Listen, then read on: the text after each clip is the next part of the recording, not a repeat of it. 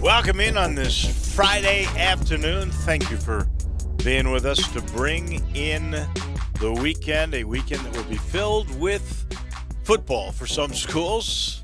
Sitting around, I guess, watching for other schools. There will be basketball that's played. Tigers will have a doubleheader tomorrow. That's basketball against Auburn, and the Tigers trying to find their true identity. We'll get into that in a little bit. And the football team hoping to win for the 7th time this year and to keep the home game winning streak at the Liberty Bowl alive. Houston is in town, and we'll be speaking with their football voice, a very nice gentleman named Kevin Escher-Felder.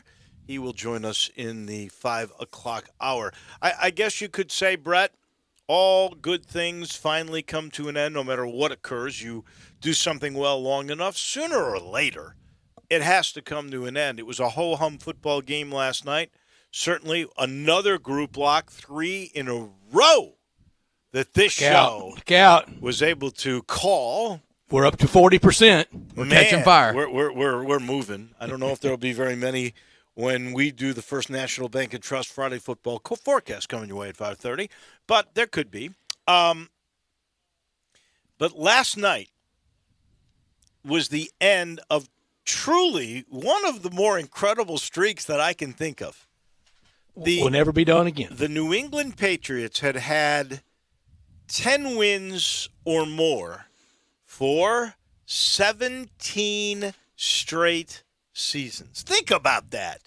17 straight seasons. I think Drew Barrett was in diapers the last time they didn't win 10 games in a single season. I don't know about diapers. I think we I was 9. Training. I may be stretching it just a little bit. I think I was potty trained by the age of 9. For dramatic sake. I did hear you were a little slow in developing, Drew. I think we had body control by then, didn't we? I hope so. But you're right, Dave. You're right. In the Patriot dynasty, it's over. Yeah. I don't know when it ended. It probably ended Brady's last game in the playoff exit last year in the wild card round. It for sure is over now, and Brady's foresight to get out of there was correct. Yeah, because only an athlete, and Cam Newton he's a great quarterback, but he's a great quarterback, also a great athlete, much more athletic than Tom Brady. Tom Brady's a much better quarterback than Cam Newton. But Cam Newton's a good one, and he can't avoid all that rush. Tom Brady would have gotten broken in half this year. Yeah. No, he would have. He was smart to get out, and apparently he's making statements today about how he would never return to the Northeast because apparently he's fallen in love with that Tampa weather. I can't blame him for that. He's selling his house in New York. I saw an interesting tweet last night from our buddy Alan Bell at CBS Sportsline, and it showed the rooftop patio view of Tom Brady's house on Upper West Side, and he said, "Man, this guy just can't catch a break." You see where he's living in Tampa? Seriously, he's rented out the Derek Jeter's house. Derek Jeter's house. Yeah. So do you know where that? So they have that, like, what do they call it? Intercoastal little waterway in Tampa. It's its own little island. It is just the coolest little neighborhood. I end up where Memphis usually stays is right by where the Lightning play, and it's not that far from Raymond James right? Stadium. Yeah, that's in St. Pete though, isn't it? No. Raymond James is right near the Tampa airport. Right across the.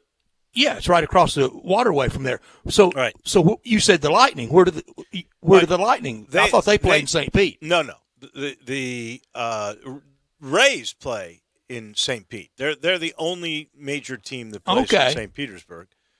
There's spring training facilities in St. Petersburg. Used to be the Cardinals and the Mets. The Yankees' big complex is right there by Raymond James, right across from the airport. Correct. My favorite airport in the country. Really? Huh. Yes. I would not go that far, but okay. Has a great Marriott, great bookstores, great mall, great. If you don't want to, why wouldn't you not though? But you never have to go outside if you don't want to. No, you're right. I mean, it's a good setup. There's no doubt. And then if you go to downtown, tell me, what's the better airport? What's your favorite? My favorite airport. What would that be? Oh, that's a good Don't say question. Hartsville. Oh, certainly not. No, good Lord. Well, I used to love O'Hare because cheap flights and, No, I'm not talking austerity. I'm talking amenities. Amenities. I'm so used to Atlanta because you have to go through it. But, I said don't say Hartsville. yeah. You can go R.C. Johnson, say Memphis International. Certainly not Dallas. Dallas, you got to go upstairs to that monorail, much like you have to do with Hartsfield, go downstairs. DFW is a fight. I do like Love, though, and its proximity to everything. Well, Love. I mean, when you land at Love, you're in the middle of the action. Sure. Well, the same thing for Hobby in Houston. It's not that far removed from everything, but Love is actually even closer. But back to Jeter's house, where to TB12. TB12 is exactly. We're that tight, That house. So, if you're like going to the Tampa Bay Lightning, there's a whole little downtown area that's got these ritzy apartments that overlooks the waterway. And then as an extension on the road that would get you to Burn's Steakhouse, okay? And I don't know. Cut to the chase. It's going right to It's going right to your belly. That's what all roads lead back to it, don't it? I love Burn's Steakhouse. I really do. I also love the the Columbia restaurant that really started in Ybor City. And that's one of the oldest restaurants in the country. Those are the two. I like Ybor. I love Ybor. I just like both those spots. Anyway, so there's this little area where there are these giant mansions that are right on the waterway. The only thing that separates the water from the big mansions are about 6 lanes of cars. So it's really a beautiful area, and that's exactly where I passed it by, Jeter's house, and that is where Brady is now. So it is really a cool spot. That would be a wonderful place to be. What do you think Brady's going to be like post football? There was a time that I thought he was going to go Cat Stevens, and he and Giselle just get a place in the French countryside and bring in their own au pairs and nannies and school teachers and everything they need and be really recluse. I don't know. And he's so good in that Monday night Jim Gray interview right here on our airwaves on Sports 56 and 96.1 and 98.5. He's so good in that.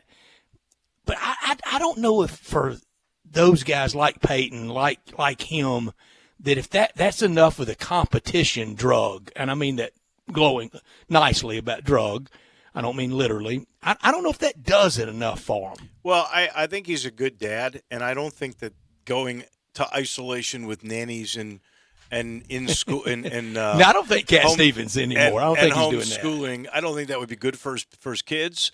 And I just don't think that they would probably allow it at this point. So, such a spotlight but both Giselle and he have been in. He's not going to give up that final year. I think he's going to play for Tampa next year because I think he loves football too much. I really do. Will Bruce Arians be his coach? I would think Tampa would have to give Bruce Arians another year. And I what think about Arians out and Josh McDaniels in, his old buddy? Well, or Bill O'Brien. I hate to say this, but Bruce Arians was brought in to do a job that was going to take more than a year. Even getting Tom Brady, it was going to take more. Well, he's been there longer than that. He was there with Jameis. Well, that's right. This is his second year, right? This is year number 2. This is his third year, isn't it? No, second or third? I don't think second. So. Yeah. I think it's his second year. I don't think so either. I think it is his second. And it hadn't fit very much like your reticence about Tony La Russa and how that'll fit in Chicago. These guys just may not want to be talked to like that with that voice and that type of colorful old school locker room banter and language. Well, I do not understand Arians' decision to make public the criticisms that he does of Tom Brady. Goes right to the quick, doesn't he? I mean, if you did it one time, maybe just to show everybody that he's going to treat Tom like he would treat anybody, just to make that point, I could get it. But he's done that more than once, and it just doesn't almost every loss. It doesn't seem right. And he almost plays the blame game on Tom Brady. I know. After every loss. So we'll Tom see Brady. if they can coexist. That is true. But, he had just not gotten along with Bill Belichick. So at some point, a guy's the player and a guy's the coach, and they gotta meet in the middle somewhere. And I got the feeling Arians is smart enough to know that, just like I think that Tony La Russa will be smart enough to make friends with Tim Anderson and the center fielder whose name I forget at the moment. And they're loaded. And just to say, look, I'm going to be a player's coach. I've always been a player's coach, but Dave, at some point, I have a plan. I know this is an old man, old school answer, but at some point, after trying to kind of be warm and cuddly and listen to the modern player and maybe not speak to him in acerbic terms and certainly not berate anybody and curse anybody, I don't know that ever really should have been as vogue as it was. But at some point, doesn't Tony La Russa have to say to those guys, now tell me everything y'all have won without me here? We came close last year is all they can say. Okay, hand grenades, slow dancing, junior cotillion, and parallel parking's what close is good for. Well, then they could say, since we came along, what have you won? Oh, no, you haven't been in the game. Oh, by the way, the game's changed a little bit. Third winningest manager of all time, and with 59 wins, he'll go to second. Nobody's passing Connie Mack. No, and I think when you're smart enough to win that many games, you're going to figure out how you can relate to the modern team. I think you're right, and that's what Trader Jack did with the Marlins. Exactly, and believe me, Tony wants to get those 59 wins. And my new favorite American League team, as long as they keep Don Tony. I know. I know I know you like the White Sox now. So welcome to the club. That's very good. Thank you, Dave. Thank you. And that's actually easier for you than me because you are a Cardinal fan, so you can't like the Cubs, and most Cub fans and White Sox fans don't like each other. I have never hated the Cubs. They've not been my team, but I have never hated the Cubs because if I'd have hated the Cubs, that would have been hating on Donnie Kessinger, and it would not been allowed in Far City. And I am sort of like Henry Kissinger, where I see all sides. I walk. I can negotiate. There is a rule, a law, the I-80 law that has been in existence. I can like them both. Oh, man. Oh, Hank Kissinger, he was quite the D.C. bachelor, too, for a long time. I think he was. Oh, I know he was. I know he was. You know he was? Oh, yeah. Are you going to share any details of that knowledge? I think it's pretty much been shared in books and things through the years. He lived a good life. He's still alive, isn't he? Henry Kissinger's still alive. Yes, he's in. What is he? He's got in to be business. Close to 90. It has to be, and he is in business with Mac McClarty from Arkansas. That's their firm, and it is the D.C. lobbying firm, rainmaking firm, printing money firm. I gotta Google this real quick. Don't Google Hank Kissinger. No, I know. I liked it a few years ago when you were working those black rim glasses, kind of Henry Kissinger, Barry Goldwater style. You know what they called that? I do not. They called that geek chic. Well, half was right. Henry Kissinger is 97 years old. Good for Hank. Way to go. He's going to be 98 in May. Wow. Hope he makes it. His wife, by the way, is 11 years younger than him. Rob the Cradle. She's only 86 years old. 97 years old. Man, what a life. Do you know how few people in our listening audience know who Henry Kissinger is? Oh, no. You're wrong about that. People who listen to us are I hope smart. so. They know that was. But that was a bygone era. That man was a man of greatness. No question. That was détente, and that was arguing over whether the table should be round or squared at the Paris peace talks. Remember all that? Oh, yeah. And I can remember people at home going, we don't care about the size of the table. Just bring our boys home. We don't want any more body bags. To hell with the table. That is the truth. We got a busy show for you coming your way. Bruce Marshall will join us at 3:30 after we give you the top and not top stories of the day. Jason Munz from the Commercial Appeal talking about the Tiger basketball team and their game against Bruce Pearl and the Auburn Tigers. We will have from the University of Houston football team, the football voice, Kevin Eschenfelder. He'll join us at 5 o'clock. And then at 5:30, we will have the First National Bank and Trust Friday football forecast. Somewhere in there, I am going to give you, I've done a little research today, since I butchered exactly what the Crampton Bowl in downtown Montgomery was all about. I did have that it was an old building. This thing was built very historic in the 20s. You said that. You realize that thing was built for $33,000? Can you build a seat now for $33,000 in a stadium? Dave, I don't know. I don't know if you can get the catch net and the sideline gear, the benches and the. I don't know if you can get $33,000 out of that. No, I don't think you could. Anyway, I know you got some good stuff, and I can't wait to. We got a history of that. Get to that. And can I just say this before we get to this? If the Montgomery Bowl follows the pattern that it has really been the since they've had the bowl in this stadium starting in 2014, the scores have been 33-28, 31-29, 31-28, 35-30, 23-21, and 34-26. The biggest help me with this deficit history, has though. been 8. That's for the Camellia Bowl. Yeah. That's not for the newfangled, but just bowl games played in that stadium. What you're talking about? Exactly. I got you. Because this newfangled bowl is really not supposed to be there. That bowl is supposed to be in Fenway Park. Would we make? I don't want to make anybody mad. We've got friends that are working for that bowl game. Heretofore, can we just call it the newfangled bowl? No, you got to call it the Fenway Bowl. I don't want to do people honestly, like that. I really want to go to that bowl. I want to do a game from Fenway Park. I bet you do. I really do. So I hope that happens. So we're watching all these games from all these stadiums, and we're going to watch all the bowl games, however they're played. You see another ad for FanDuel Sportsbook, and you think to yourself, is that legal here in Tennessee?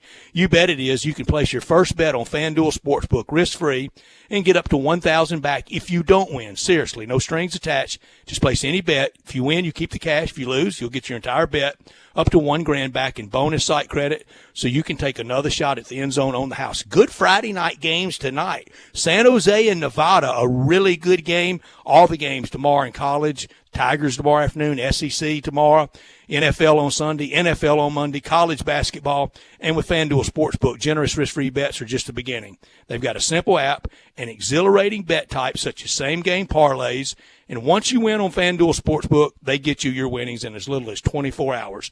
To claim your risk-free bet, just download the FanDuel Sportsbook app and be sure to sign up with promo code CASH so they know we sent you. That's FanDuel Sportsbook. Promo code CASH, must be 21 or older and present in Tennessee. Site credit non-withdrawable and expires 14 days after receipt. Terms apply. See sportsbook.fanduel.com for details. For problem gambling support, call 1-800-889-9789. This hour, every day, brought to you by Lexus of Memphis, the one and only Lexus dealership in Memphis, and they are at 2600 Ridgeway and online at lexusofmemphis.com. Happy Hanukkah, the Festival of Lights. Happy Merry Christmas into the new year. Happy New Year and good riddance to 2020. We all agree on that for sure. Give them a call at 901-362-8833. Lexus of Memphis offering the December to Remember sales event. Great offers on 2021 models, remaining 2020s. Drive in luxury and confidence knowing that every new Lexus comes with complimentary first and second maintenance services. Stop by today at Lexus of Memphis at 2600 Ridgeway and put yourself in the driver's seat of an all-new 2021 flagship LS500, and you'll be looking and driving in style. Online at lexusofmemphis.com, 901-362-8833. Experience amazing at Lexus of Memphis. Top story of the day. The Grizzlies have made another move on the eve before their very first exhibition game in Minnesota. The Grizzlies have signed guard Ahmad Caver. To make room for Caver, they have waived Mario Hezonja. We never got to know him. We never got to know Hezonja. How are we going to remember it, Dave? How are we going to remember it, Drew? It's sort of a sad day. Hezonja, really by the way, he's played a lot of NBA games over the years. It's like the end of the Tony Massenberg era. There you go. And Caver, he's a member of the Memphis Hustle. Last year averaged just a tick under 10 points, 3 rebounds. HUSTLE, hustle. 3 and a third assists and 1 1/4 steals. I think he played 24 games, something like that. I don't necessarily think this has any major impact on the roster, but What the heck? What's it do to the win total? It was your top story, though. What the heck is your not top story? Well, it's the numbers that are not the best. I could have said that Brady White is now one of 10 finalists. Goodbye tomorrow to Brady for the senior class award, and goodbye to him for it'll be the last. Well, it doesn't have to necessarily be. I believe it will be his final game, but he could come back if he wants to. He says, "What a career! He hasn't made a final decision."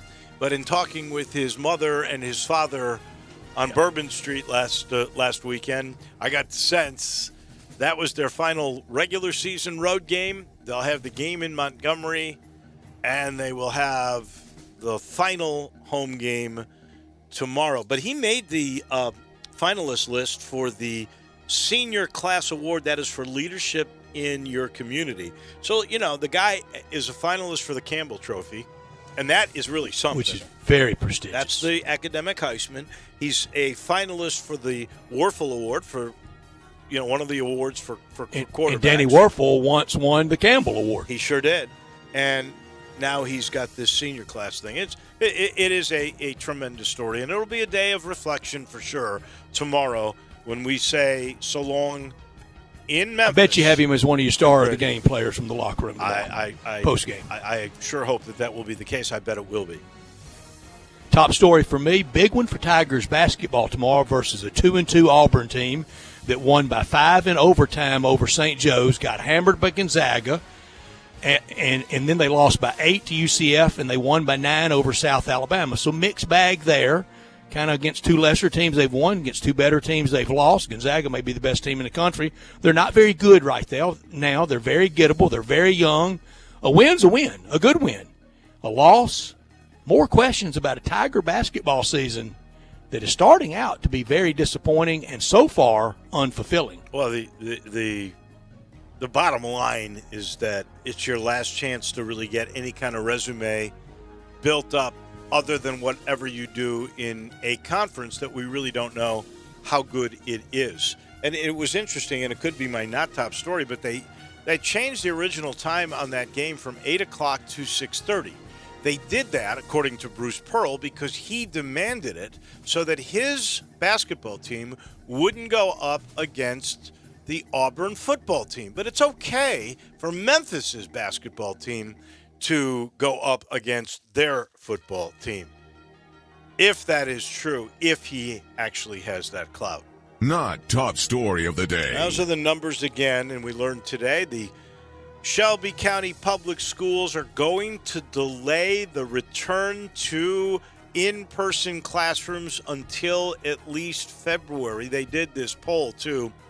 Only 17% of the teachers in the Shelby County school system were willing to come into school to teach in face with students, and only between 25 and 32% of the students were willing to come. And so the superintendent, Joris Ray, said, let's hold on. Let's wait to see what is happening now in February before we all come back. The number's actually better today than they were yesterday. 246 new cases, 4 deaths, 2,400 tests at 10.2% positivity. That's about a percent down. 3,300 active cases in the state of Tennessee. And if you don't think Thanksgiving brought a surge, how about 41,000 positive tests since a week ago when we had Thanksgiving? We now have 429,000 cases, 5,200 fatalities in the state of Tennessee. In Mississippi, 2,300 new today, 2,800 deaths on 175,000 cases. In Arkansas, they've surpassed Mississippi in the number of cases, 179,000. Now they have matched them in fatalities with 2,800. 16 million cases in the U.S., 113,000 new. And folks, we have surpassed that 300,000 number we were dreading in the world. 71.2 million. We've had 478,000 new cases in the last 24 hours, 20.5 million active cases, and 1.6 million deaths.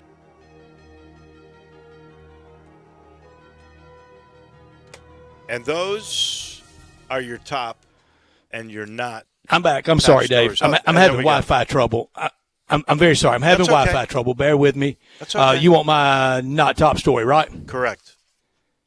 So many of the point spreads in college football this weekend are so lopsided, they're not even point spread. It's all money line, like a baseball line, a baseball spread.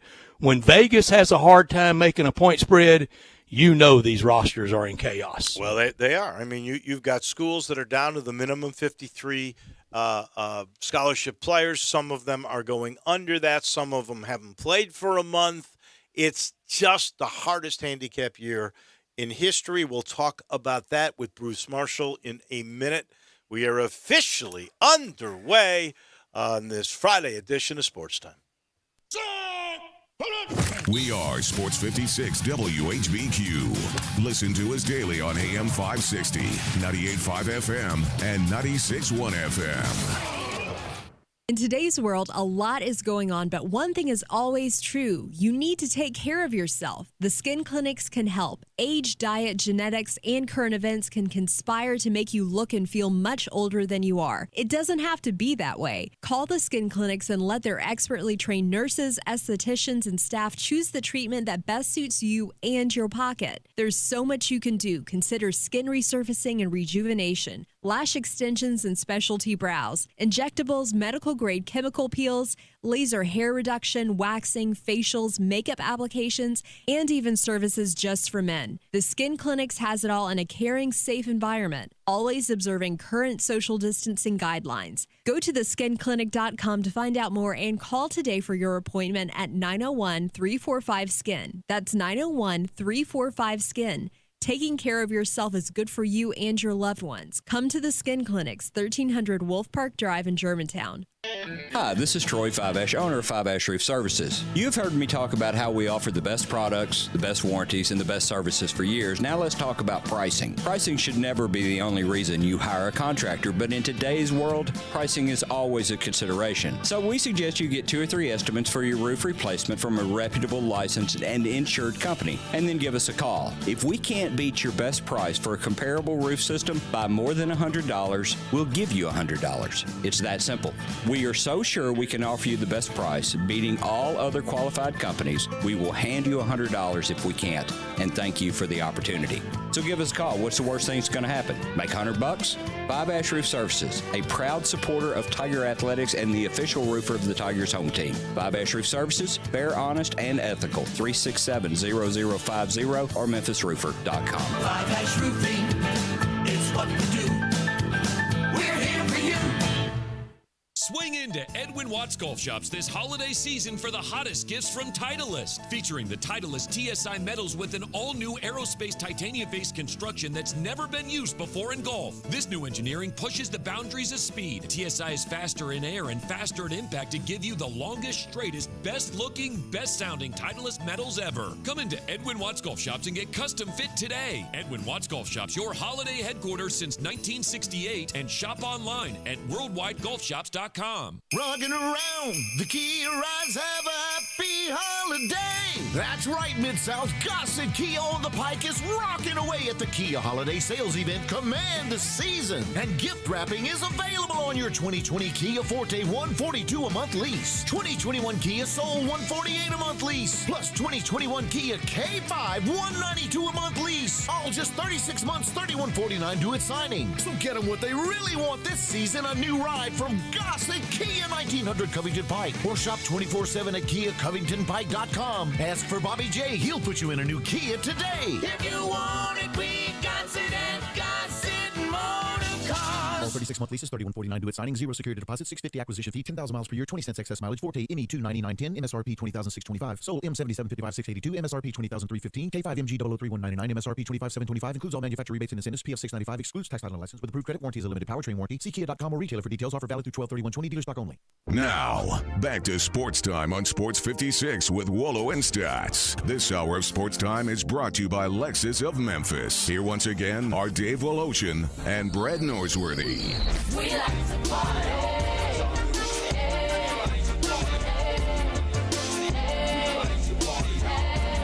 Welcome in, everybody.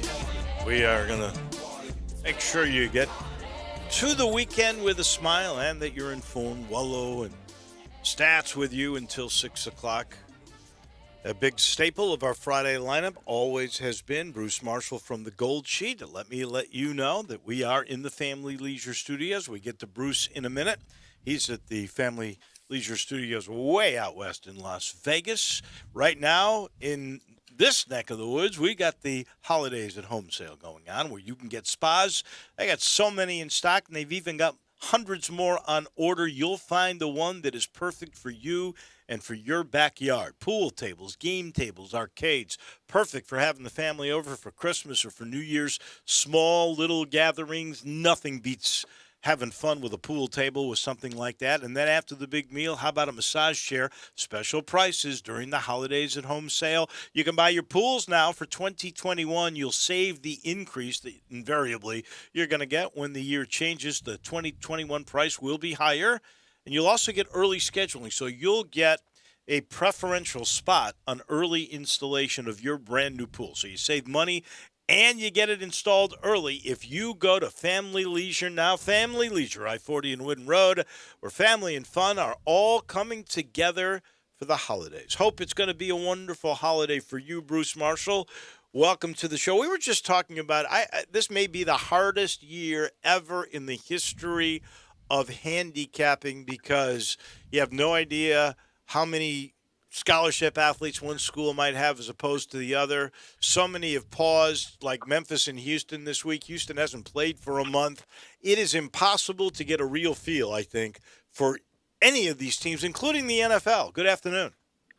Good afternoon. Might well be the case, Dave, but that assumes that other years are easier, and I don't know that that's that's the case. It's always tough. I don't know. There's spots where there's teams covering games every week. There's totals every week. So I do not necessarily subscribe to that. It is harder to write this stuff up in advance like we do at the Gold Sheet. And with basketball, we changed that. We're doing it just the night before now. But it's heck to put this thing together on a Sunday, knowing that 30% of these games won't be played, and sometimes they're changing on Sundays. The schedule problems in college football have made it very tough to do what I do, and people like me who are base everything off the schedule, and that's sort of our holy grail there. And you pivot everything around that. But the schedule's been so messed up this year, just logistically from publishing, it's made it very difficult to do what we do in a weekly thing. But as far as picking the game, yeah, but I mean, it's always sort of tough, and you really only need to latch on to a few teams that you think you have a good idea with and try to ride them and then see where it goes. Bruce, you have latched on this year successfully, very successfully, to Arkansas, and you've kind of had a good ride with the Razorbacks this year, and you got there again last week with them. Is that right? Yeah, against Mizzou, and last week on the air with us, you were 7-2 in college football with us, and for the year 56-40, you were 1-1 in the NFL, and for the year 13-10. With us, so good college picking, good NFL picking, but great college picking tomorrow. The Razorbacks. A lot of these games don't even have point spreads by them. It's money line like betting baseball. Arkansas is at 32 though. Alabama, a 32-point favorite in Arkansas over the Razorbacks. Yeah, I think that's too much. And even with or without Felipe Franks, I mean, the offense moved pretty well without him. And they lost. They could have won that game against Missouri very easily, but they got the spread cover. The defense has sagged a little bit in recent weeks. But this is an awfully big price for Alabama. I know they've gotten there several times this year. And Nick wants Mac Jones to win the Heisman, and I think Devontae Smith might have a chance too. But there's still a lot of points. And Arkansas has really been competing, like in every game. The only one semi-didn't was at Florida. But this is an awfully big number, and I'm not sure, Nick's going to get there at that price. 42-17 our score, Alabama. Now, that's a big win for Alabama, but that wouldn't even get them to cover this point spread. So this time I think they've overvalued Alabama a little bit too much on the number. What is a game you really love? Is there one anywhere? Yeah. Dave, this is interesting. Is it Army-Navy game. Well, tonight there's Okay. There's a couple. I mean, I think North Texas will be UTEP tonight if anybody cares. I suggest they play that in Amarillo since nobody in Denton or El Paso cares. but North Texas may be there. But here's the one. It's Army-Navy tomorrow. Right. Now, they're playing this game at West Point. First time since 43 it hasn't been in a neutral site. And it's only at West Point because in even number of years, Army is the designated home team.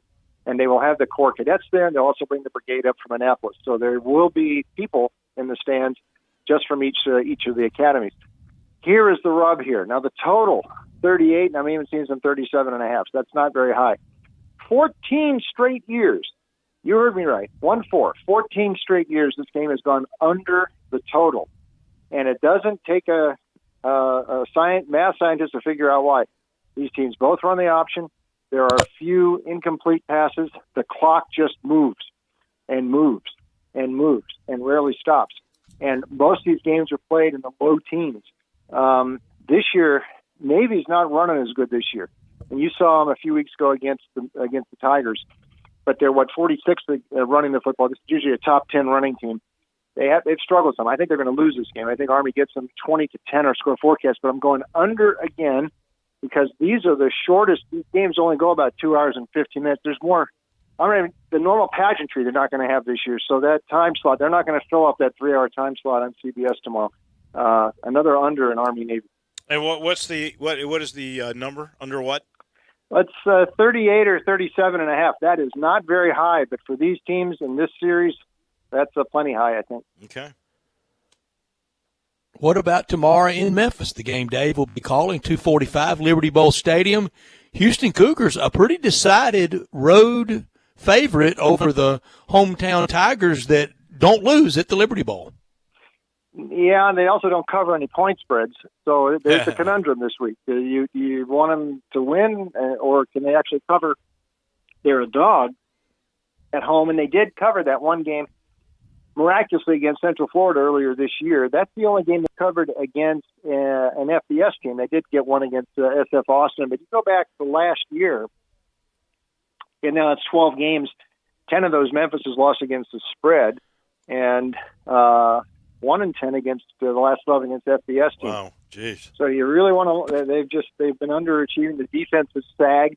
Pass defense has been spotty. I don't have to tell you guys about that.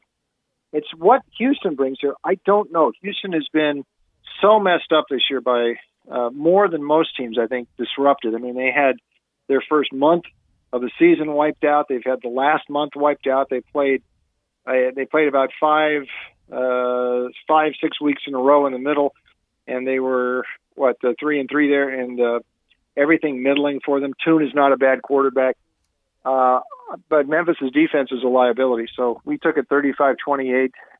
Houston, our updated score forecast tomorrow. What about in the SEC in Starkville, Mississippi, an Auburn team that has given away 6.5 points, and that seems to me to be about right. Yes, and I think this is a tricky one for Auburn. And, I do a bunch of shows down there. There's some chatter going on about Gus. This usually happens in even-numbered years. That's because the schedule in those years, he's always playing at Georgia and at Alabama in even-numbered years. Now, the Georgia game, usually in early November. This year they played it early because they had to juggle the schedule around. Like the return of the Swallows to Capistrano. Yes, that's right. Even-numbered years are bad for Gus. And against Georgia and Alabama this year, he was outscored 69-19, losing those two games. So it seems to come up every other year. They talk about Gus in trouble. I think they may not win this game. Mississippi State has been getting a little better. This follows the pattern. Leach's first team at Washington State really struggled until the last few weeks. They ended up beating Washington in the Apple Cup. That's the only time he beat Washington, was his first year at the end of the season. They started to play better. You're seeing Rogers, the freshman quarterback, start to put up some numbers in the last couple of games. They played Ole Miss. Brett saw that very close. They went to Georgia and played the Bulldogs pretty close. Got point spread covers in both. Now they're here in Starkville. Zach Arnett's defense has not played bad all year. Bo Nix has regressed. There are people down there at Toomer's Corner. They're saying, how could Gus have let Malik Willis go to Liberty when he could have been here quarterbacking the Tigers instead of Bo Nix? It's not good. I think Gus loses tomorrow. 27-24 Mississippi State. And hang on for the ride at Auburn. We'll see what happens after that. Man, straight up, wrong team favored. Wow. That will get you in trouble. How much trouble is Jeremy Pruitt in, Bruce? If he, loses again, he could be in more trouble here. It's gone very pear-shaped for them. I mean, they went to about the third stringer last week, and they came in the back door against Florida. If he loses to Vanderbilt, then he better worry. I think as it is, he's coached himself into a box, and next year he's going to have to win. They had better solve the quarterback thing there, and they've kind of moved away from Garantano. No wonder. I mean, he went about a 4-game stretch there where he threw more pick sixes than TD passes, and they're cycling through to the freshman. The backup came in last week. I think he's going to have to go in the grad transfer market and find somebody because he has to win next year, or I think he's done. And if he loses this game, I'm not taking Vanderbilt under any circumstance, though. So we'll pick Tennessee 27-10. But just in case he loses this game, that would be unforgivable. And Vandy could salvage something. Todd Pitch has a 1-game audition to be the full-time head coach there. I don't think it's going to work, but that's what's going on at Vandy. Yeah, it would really be a dilemma for Philip Fulmer. If they lost to Vandy, what would be that would be the second time in the 3 years he's been the coach there. He's lost to Kentucky, but here's the rub. Because the season is extended so long, he's got a really good recruiting class coming in. Would you take but a it's chance? Coming undone too. Would you take a chance on losing that class by firing him if they lost to Vandy? That would be the only way they even think of it. I think short of losing to Vandy, he's back next year in a must-win ultimatum. But in practical terms, he can have recruits coming in unless he gets a quarterback in there. And if a freshman quarterback, I don't know, one of the kids he's got there, I don't know that Bailey is the guy, he better go out in the grad transfer market and find somebody because what he's got now ain't doing it, and it won't do it next year either. Last thing from our friend Bruce Marshall from the Gold Sheet, give me your best NFL game. I'm going to give you the Lions. You rarely hear those words come out of my mouth. Wow. Against Green Bay? Yes. They usually play Green Bay pretty tough. Darryl, you're seeing some of these interim coaches make a difference. Darryl Bevell is not under the auspices of Matt Patricia's glare and running a conservative sort of game plan. He's letting Matthew Stafford wing it, and they came back on the Bears last week and won. They got Adrian Peterson running a little bit again. The team, Matt Patricia's gone. It's like, here, the Wicked Witch is gone. I mean, the players didn't like him. And Green Bay often cuts it close. I'm not that overwhelmed with Green Bay. And I could see Detroit making your 7.5-point dog at home. Yeah, I think the Lions are going to be hanging around this game the whole way. Okay, Detroit covers. Whoa, that's a double yo. Real quick, Nevada or San Jose tonight?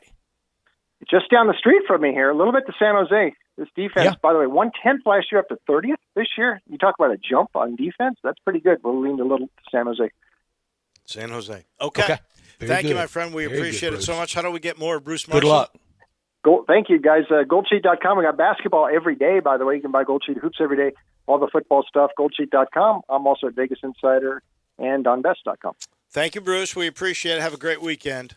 Okay, you too. That is our friend Bruce Marshall from the Gold Sheet. He is brought to you in part by the Eflin Insurance Team, and that's what they are. They are a team. They've got so many different people that are in place to find exactly what you should have that will protect you. They want you to think of Eflin as great value without sacrificing great service. And they sit you down and they find out about you, and then let's say you're looking for home or auto, they will check with 10 leading companies to find the right one that fits your needs and your budget. If it's commercial insurance, virtually unlimited access to programs, that is to protect small to mid-sized businesses, and they'll find the one that fits your needs and your budget. And then let's not forget life insurance. They got you covered there, too, with 15 well-respected companies. You never wonder if you've gotten the right deal. They find the perfect one for your needs and for your budget. All you got to do is call Andrew, Grant, or Heath. They're all standing by. You might ask for Matt. You might ask for Brett Linder. They're all there. They're all there to help you at this number, 901-386-4777. That's GUR, by the way, for Tigers. They're proud supporters of the U of M. That number, again, to get protected the right way for you. It's 901-386-4777. That's the number of the Eflin Insurance Group. Back in a minute, we'll put a wrap on hour number 1 on this Friday edition of Sports Time. Get happy with Sports 56 Happy Hour with Johnny Radio. Weekday afternoons from 1 to 3 on Sports 56, 98.5, and 96.1. Another touchdown and another successful play-action pass pattern to sell another home in record time by Sheldon Rosengarten with Marks Bensdorf Realtors. What people don't realize is that Sheldon's success wasn't luck, and it didn't come overnight. It took years of training and working out with weights to build the boat necessary to help get the sellers through the goalpost, to the closing table, to win the game and sell their home in record time and to make everything they wanted. Yes, that's why people choose Sheldon as their quarterback, because, as people often say, when you want the job done, call Sheldon. Before you bet on a team to win, make sure and call or email the quarterback that's a proven winner and has a strategic marketing program with the play-action Shellbucks option. That can mean the difference in whether you sit on the bench for months and months or sell. Call or email Sheldon at 682-1868 or MemphisRelocate.com. That's Sheldon Rosengarten at 682-1868 or MemphisRelocate.com. Do it now. It's on Mid-South employee pricing for all during the Big Finish 2020. So get ready to save big with 2021 Jeep Renegade Latitude 4-wheel drive. IIHS top safety pick $22,990 or $296 a month. Or power up with 2020 Dodge Charger $24,890 or $299 a month. And we're talking Ram Tough in a 2020 Ram 1500 Tradesman Crew Cab 4x2 $31,999 or $399 a month. It's time to get your ride on at Gossett Chrysler Jeep Dodge Ram Fiat. So drive past the rest and come to the best. Gossett Chrysler Jeep Dodge Ram Fiat. 1901 Covington Pike or online at GossettMotorCars.net. If you want it, we Gossett at Gossett Motorcars. Almost finance through Chrysler Jeep Ram 3,500 cash down. Charger 4,500 cash down. 4.11 APR. Cherokee MD 15674 MSRP 28,050. Charger XST LH 248 348 MSRP 32,860. Ram LG 290 329 MSRP 37,855. Includes all rebates and incentives. PF 695. Excludes tax title and license with approved credit. See dealer for complete details. Offer valid through 12/31/20. Dealer stock only. Brian Elder's Roofing Solutions. Chris Price here for Brian Elder Roofing. The storms we've had over the past several months have been devastating to our communities. The rainy season is ahead. You may have not even noticed the dripping in your attic, water stains throughout your home, or even worse, mold and mildew. Please call Brian Elder Roofing and we will send out our project managers to assess any damage. We will not try to sell you a roof if all you need is a repair. We will measure your roof from outer space.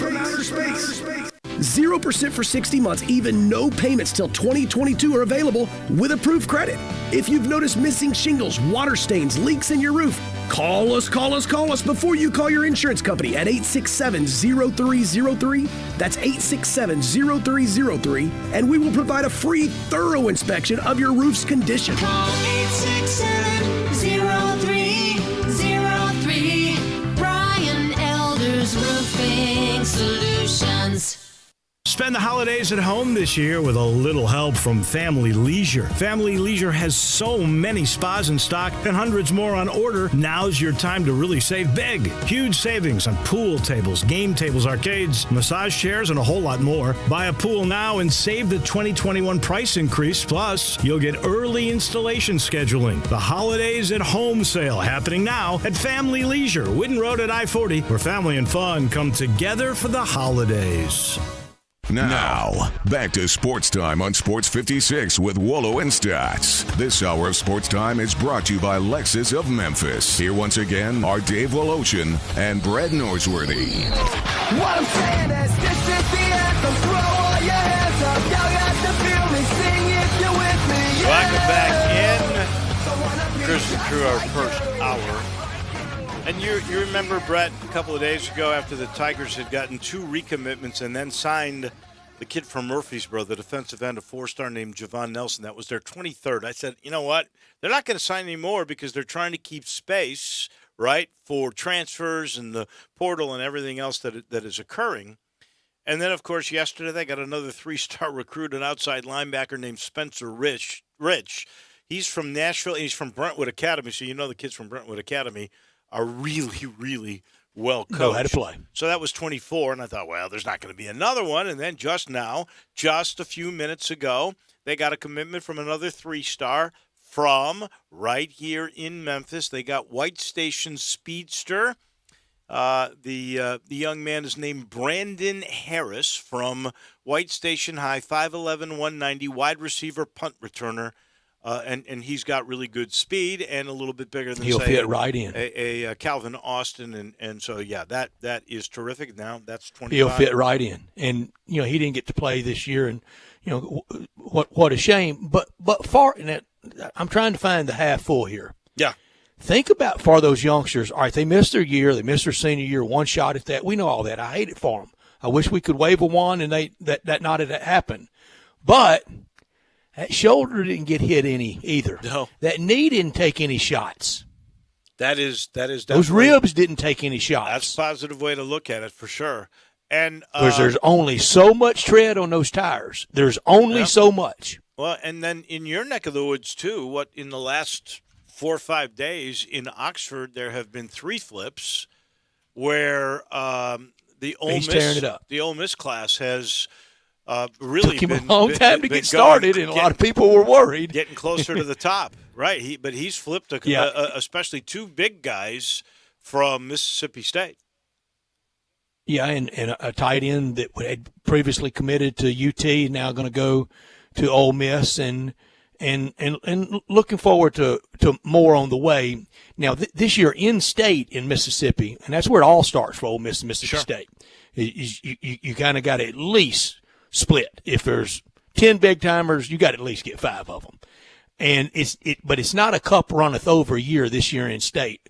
Reportedly, and I don't keep up with it that avidly. I just get it from those that they do keep up with it that much. That the junior class next year, that you can really, really, really build something with what they're going to get next year. Were the high school associations around the state of Mississippi, were they all playing this year? I know they did in DeSoto County, for instance, just south of us. But I'm not sure was that a good all question. the I way don't through? think the Jackson School District, the Jackson Public School District, I don't think they did, but mostly across the state, I think so. But again, I don't keep up with. I probably should keep up with it closer than I do, but I don't. Once they sign and once they're there and once I can see whether they can or can't do anything is when I really start keeping up with them on the college level. Let's face it, it has become an industry, recruiting. It really has. It has. And, now and I admire those guys. You've got 2 separate – yeah, oh, sure. They work their tails off. You've got 2 separate entities now with 2 different dates that you can sign with, the traditional one in February, the early one that is next Wednesday, and really that's what kind of become the big day now.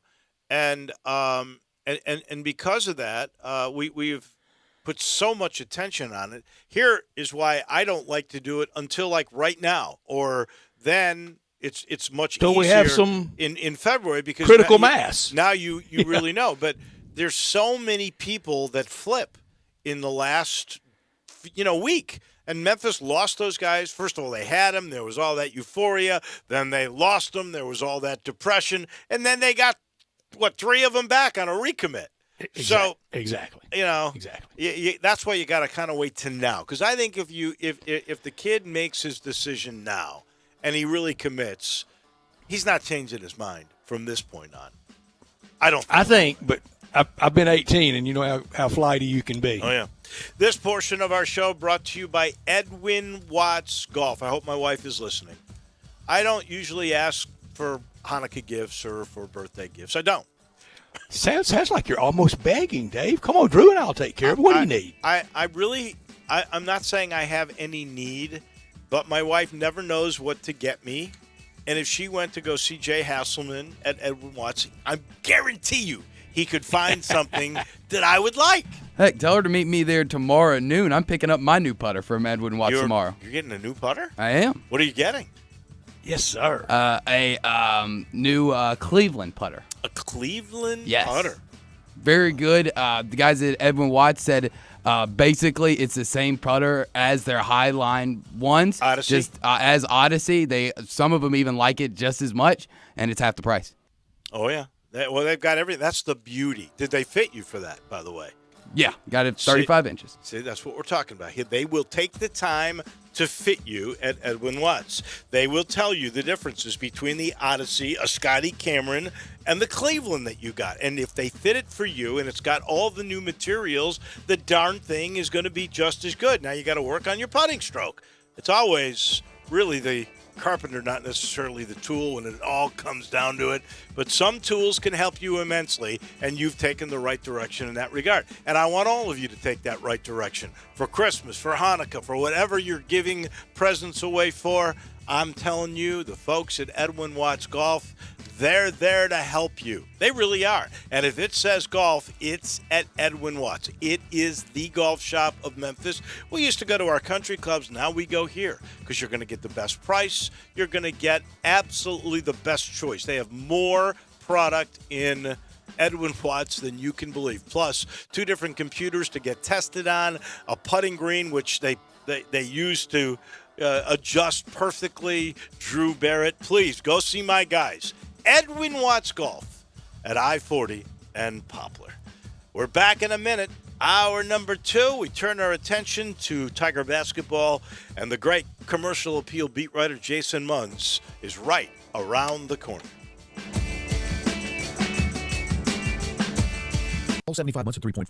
G4 LHF 129.69. MSRP 17,064. Outlander LZO 423.83. MSRP 26,235. PEV LZO 388.19. MSRP 38.1. Outlander PEV qualifies for a $5,836 federal tax credit. Consult your tax advisor. Includes all rebates and incentives. PF 695 excludes tax filing license with approved credit. CD for complete details. Offer ends 12/31/2020. Dealer stock only. Where can you find 0% APR for 60 months, plus up to $1,000 cash back on 2020 crossovers, plus $500 holiday cash, plus payments at $99 a month? We gossip at Gossett Mitsubishi on the Pike during the 2020 year-end sales event. 2020 Mitsubishi Mirage G4. Buy for $11,749 or $99 a month. 2020 Outlander. $20,571 or $259 a month. Plus crossover with 4x4 off-road capabilities with 74 MPG. 2020 Mitsubishi Outlander plug-in hybrid EV. $25,099 or $299 a month. Not leases, you own them. And Mitsubishi's 10-year, 100,000-mile powertrain limited warranty. Get to Gossett Mitsubishi today, 1870 Covington Pike, or shop online at memphismitsubishi.com. If you want it, we got it at Gossett Motor Cars.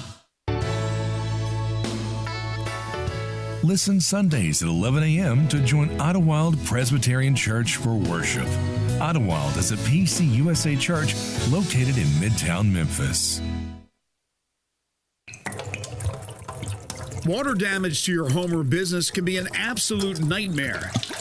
And the faster you remove the standing water, the faster you can prevent secondary damage. Landmark Construction and Emergency Services specializes in water extraction. They have been a trusted name in the Mid-South for over 20 years. They are a Memphis-based company ready to serve your needs with their 24-hour emergency response. They are always on call and will respond within an hour. They work with most insurance companies and are the official restoration contractor of the Memphis Tigers home team. Landmark Construction and Emergency Services can't prevent disasters in your home and at your business, but their water damage team will certainly respond quickly to minimize and restore the damage. Call 901-452-0390. That's 901-452-0390 or online at landmarkco.org.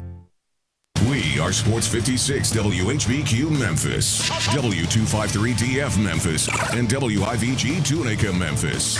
Flynn Broadcasting Stations.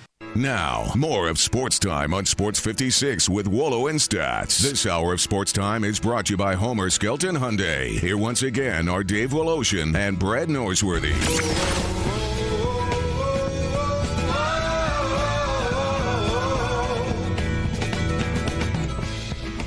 Welcome back in as we bring you into the weekend on this Friday. Wolo and Stats, Drew Barrett.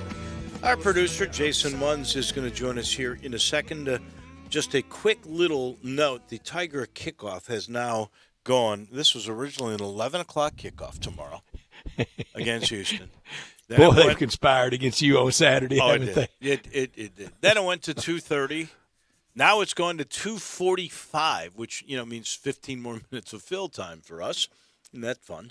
Yeah, that was mine and Drew's Christmas bonus. You being able to do 2 games in one day. Well, it was that was where you were getting your presents. Unfortunate, you know. That was a big hit by me. Yeah, I'm gonna get what I got last year.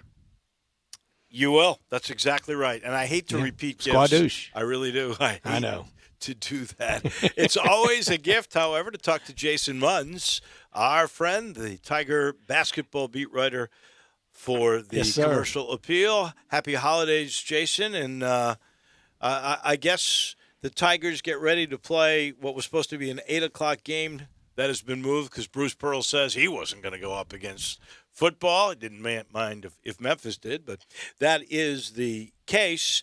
And the question is, has Memphis found what they're after? Did this 3-game win streak at home after disappointment in Sioux Falls, did the Tigers find the answers they were looking for? Well, thank you for having me on, and happy holidays to you guys as well. As far as whether Memphis, I think they figured some things out. Yeah, I think they sort of, they're settling into their roles as much as they can 6 games into a season, and as much as you can when, you're shuffling things here and there because, for instance, Landers Nolly is serving a 2-game out of the starting lineup punishment, and Landers Nolly in the game where he returns to the starting lineup, he only plays 9 minutes in the first half because he gets clotheslined midair by a Mississippi Valley State defender. But I do think that despite those things, they are starting to figure some things out, and they're starting to feel more comfortable with everybody's starting to feel more comfortable with their roles. But I think that'll help. I think it will certainly help to have a better idea, a better grip on what the game plan, is typically going to be. But you still got to go. I mean, there's a big difference between Mississippi Valley State and Auburn. Oh yeah. Even though Auburn's down, not quite as good as not even close to as good as they have been the last couple of years, but it at least helps these last 3 games to get some confidence, get a better sense of identity and game plan, and for that reason, this homestand was helpful. Does anybody have any idea what Landers Nolly did to get knocked out of the starting lineup, which means he didn't play the first 2 minutes of the game because those substitutions were really quick? But what he did, and is Penny really trying to send his team, and in particular this young man who was the ACC Freshman of the Year last year and not happy with his lot at Virginia Tech, that brought him here? Is he trying to send him a message as well? My gut tells me I don't. There's been some scuttlebutt here and there, and it's nothing major at all, really. But my gut tells me, just based on what I was told, and which wasn't a ton. I want to clarify that, but I think that the message, yes, it's for him and it's for the team, and it's that Penny, this is Penny saying, I mean business. This is not year 1 or year 2 Penny Hardaway. This is year 3 Penny Hardaway. This is I haven't made the tournament, and it wasn't his fault this past year, but he probably wasn't going to make it if there had been one anyway. But this is Penny Hardaway. I haven't made the NCAA tournament in year 1 or year 2.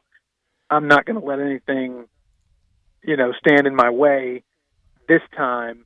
So let's nip that. Let's nip any funny business in the bud as quickly as we possibly can, and I think that's probably what this was more than anything. Again, like you mentioned, how much of a punishment is it really when you're not starting? There's 2 you're going to have 2 fewer starts, quote unquote starts on your stat line at the end of the year, but it wasn't, it was just, that's kind of like it's more of a symbolic thing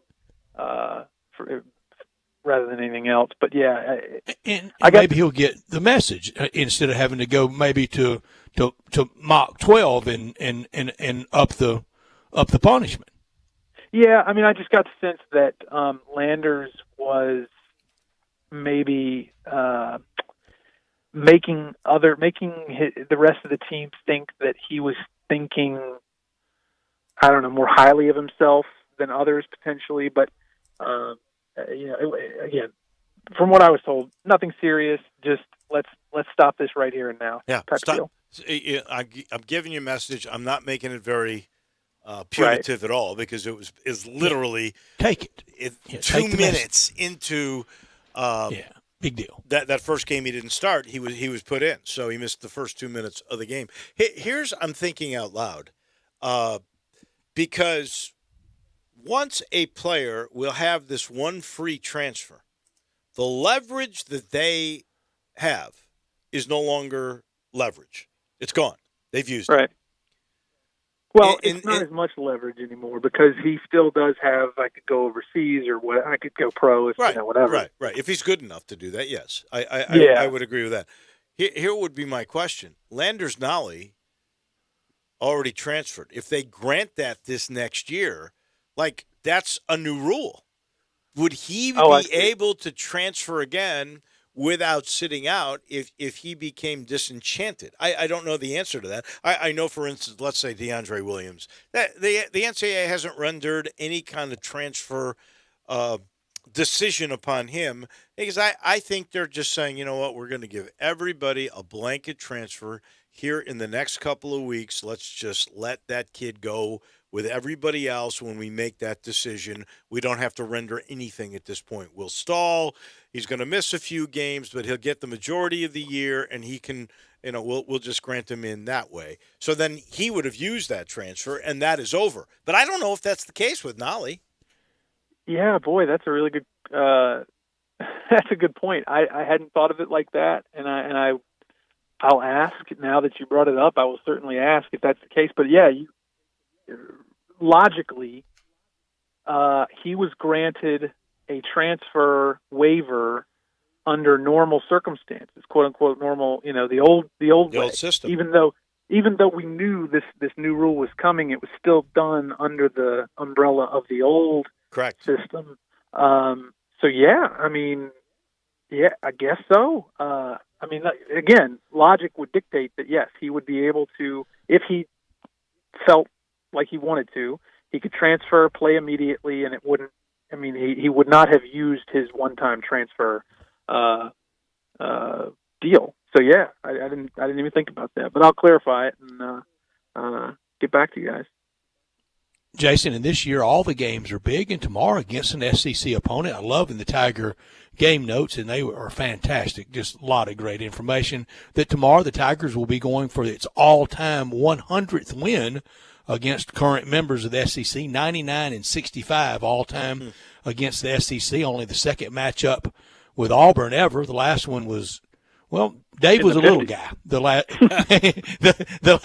last time the Tigers and Auburn, the Tigers of Auburn and the Tigers of Memphis played against each other. I texted you earlier today about this, and we'll go on the air with it.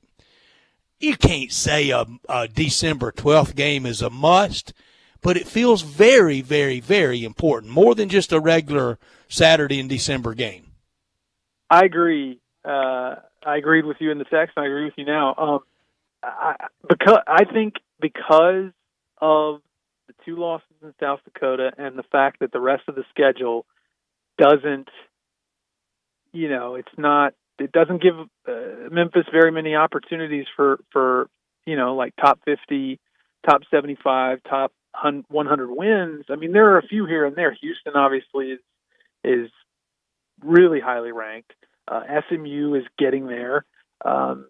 Cincinnati is going to be in that top 100 mix, between top 75, top 100. But yeah, it's almost like last year. There aren't a ton of opportunities to, show people what you can do.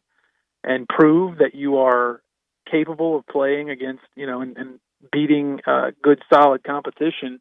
And so for that reason, this is a big one. And it's like, yeah, Auburn's not going to the postseason. They self-imposed a postseason ban for this season. They're not very good. They haven't been very good this year. Their 2 wins are by a combined 13 points, and one of them was in overtime against St. Joseph's. Or St. John's, one or the other. St. Joe. St. Joe. But at the same time, that's Auburn, and that just saying Auburn and Bruce Pearl in the same sentence, and victory over those two entities does speak well for you, much more so than losing to those two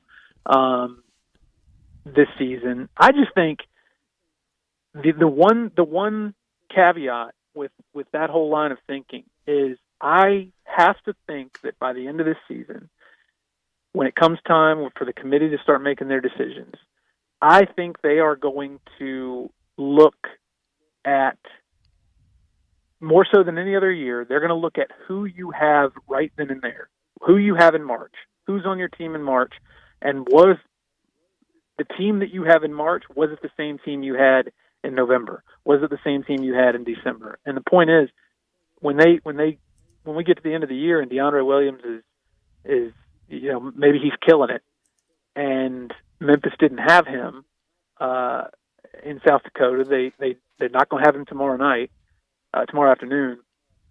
I think that those, whatever losses Memphis has without DeAndre Williams I have to think they're going to be lessened.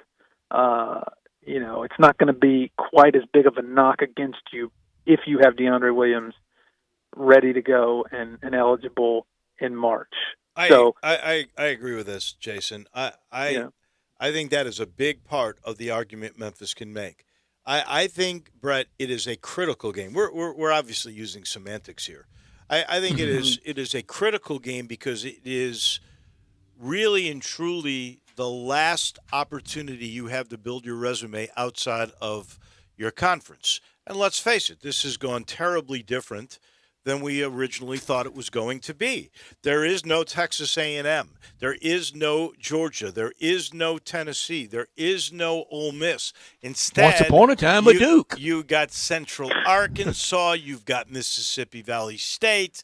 Those are hard cases to make. But I also think that the conference is going to get 2 to 3 teams in. And if Memphis is, say, the second best team to Houston, they're going to get in based on what they did in their conference, and also back to over what 20 Jason games.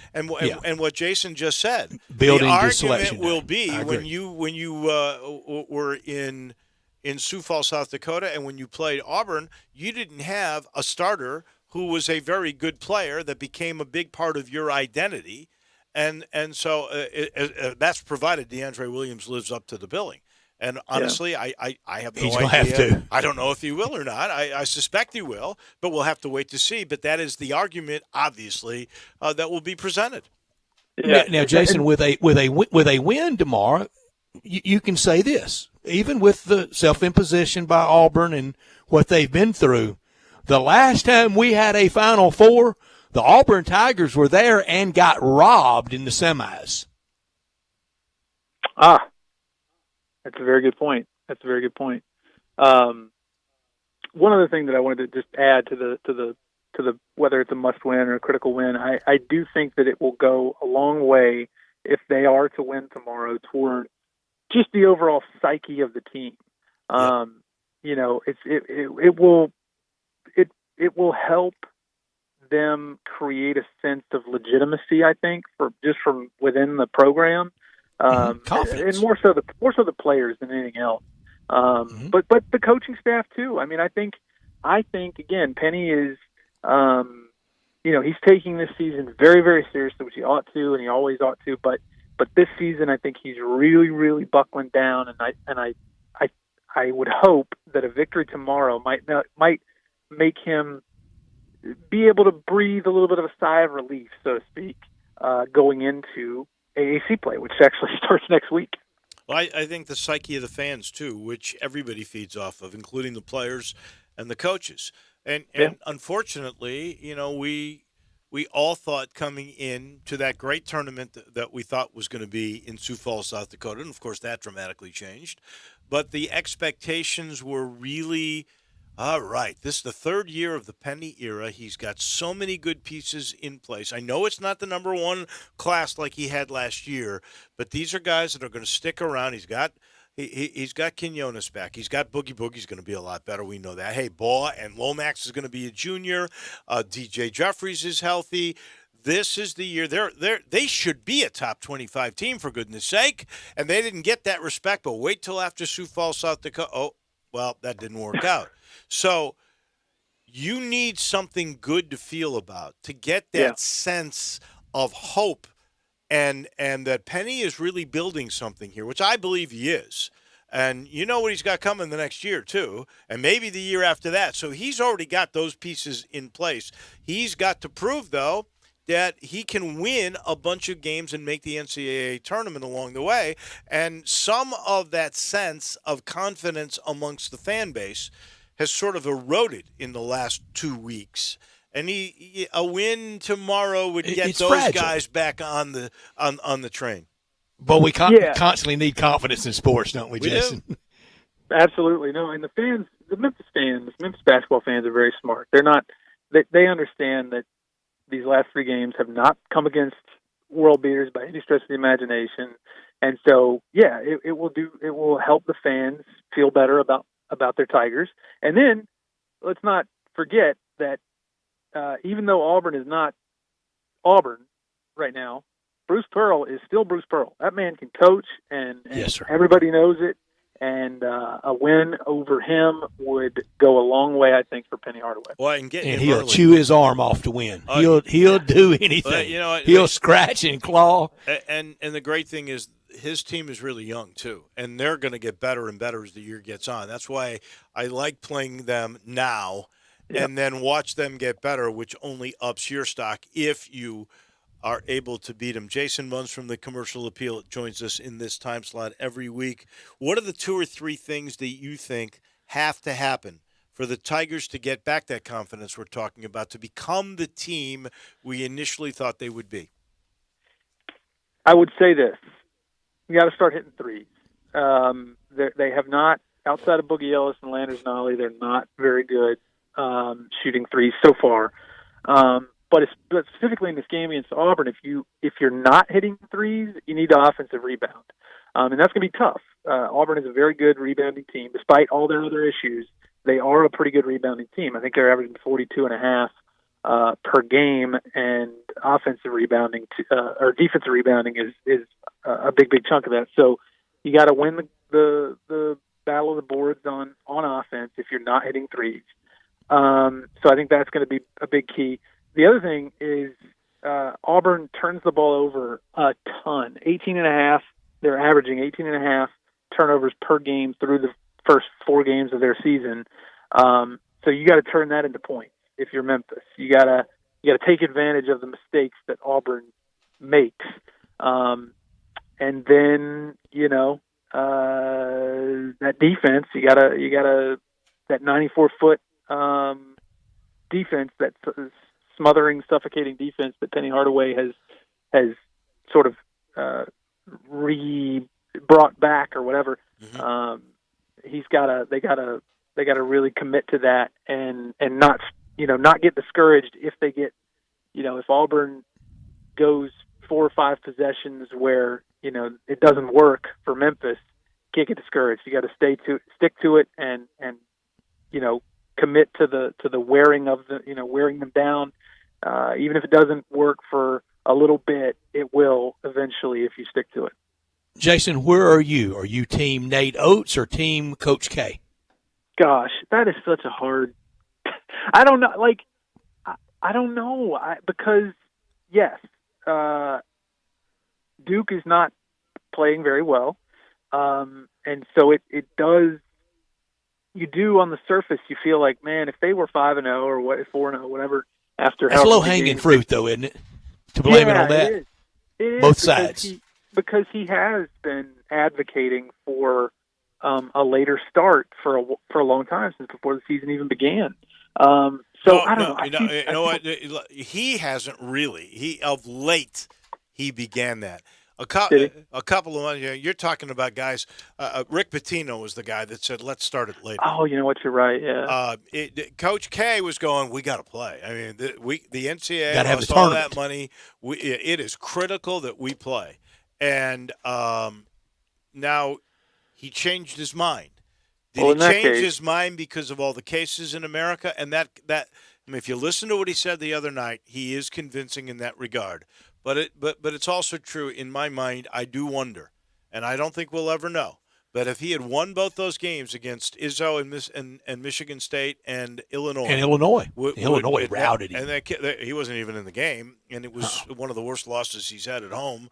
And his building has lost it. He knows he's lost the biggest home court advantage in college sports. Would he feel the exact same way if he were 4-0? I don't know that we'll ever know that.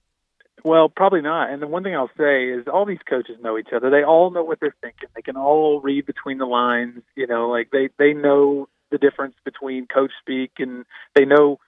I doubt very seriously that Nate Oates is just spouting off just to spout off. I think he knows with a pretty high degree of certainty that what he said or what he made the reporter say is that there is a lot of truth to the fact that because Duke is struggling, that's why Coach K is advocating not playing Gardner-Webb and not rescheduling the two games that they had postponed before. Frankly, I don't think he was afraid of Gardner-Webb, but, you know. No.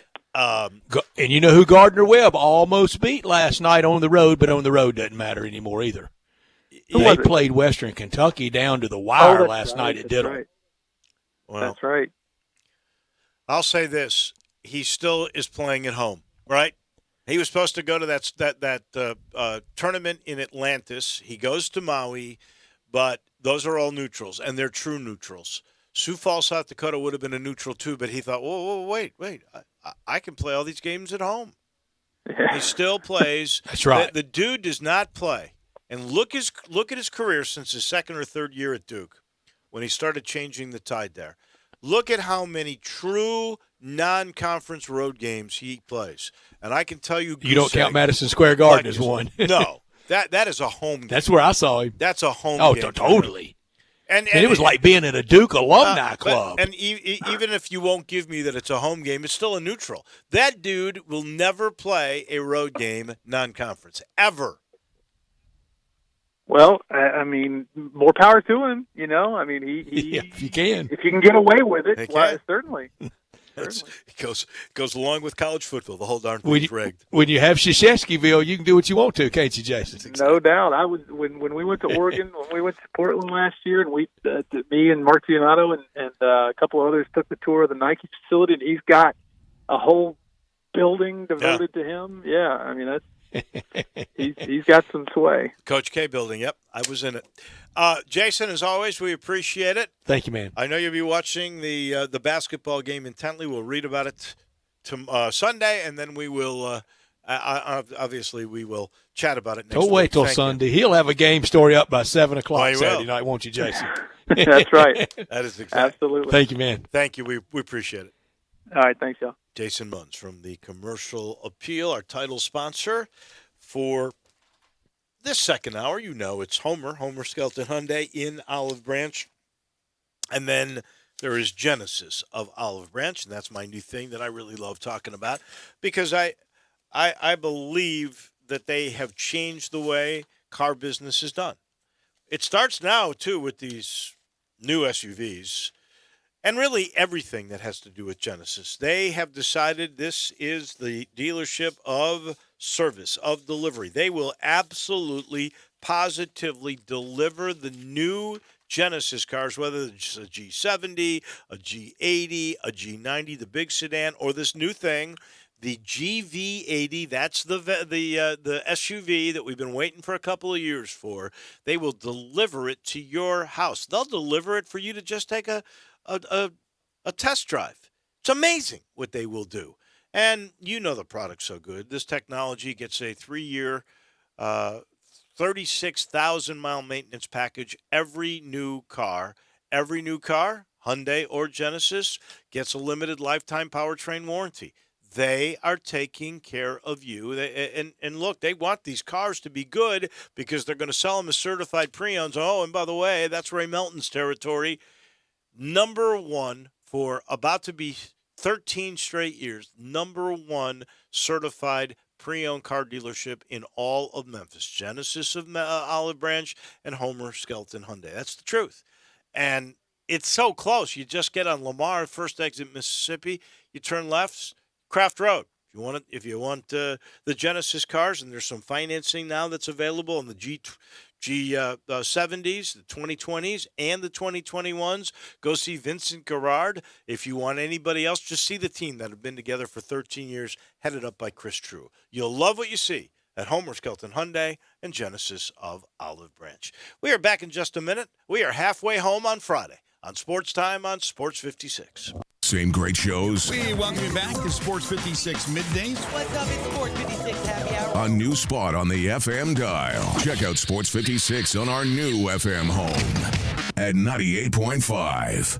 What's up, Memphis? This is former Memphis kicker Steven Gostkowski. I know you've heard of Platinum Jewelers by now. You've heard from former Grizzly Mike Miller and my man D'Angelo Williams tell you about them. Now take it from me, a 2-time Super Bowl champ. Platinum Jewelers is the best in the business. When it's time for jewelry, make sure you give Platinum Jewelers a look before you buy. Platinum Jewelers has a brand new location in Germantown at 9387 Poplar Avenue. Visit them or at 545 Perkins Extended in East Memphis or online at platinumjewelers.com. Rocking around, the Kia rides have a happy holiday.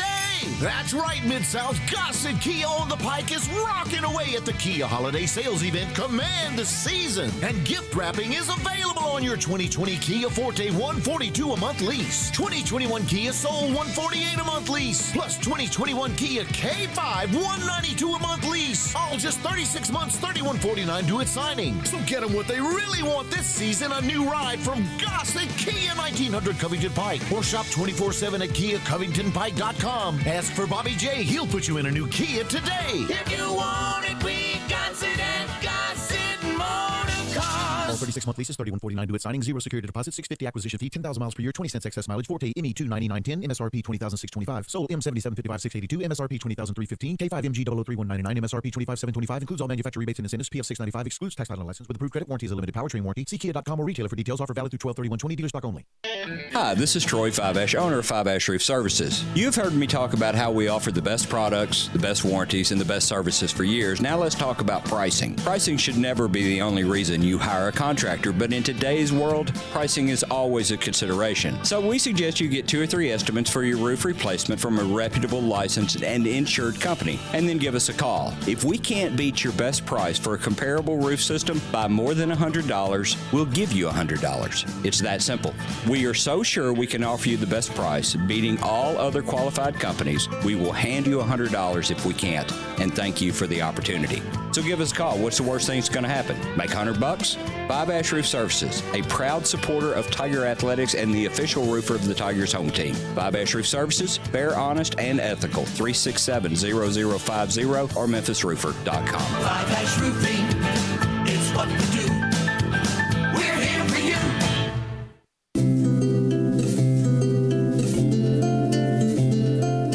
I'm a big fan of Town Village, and there is always something to do year-round. Nestled in the heart of East Memphis, located corner of Park and Cherry, is a beautiful residential neighborhood. Looking for a great place to retire, but you still have a very active lifestyle? Then visit Town Village. Only requirements that you're 55 plus. Prices per month starting at $24.50. The Gourmet Chef welcomes you to visit our restaurant and bistro.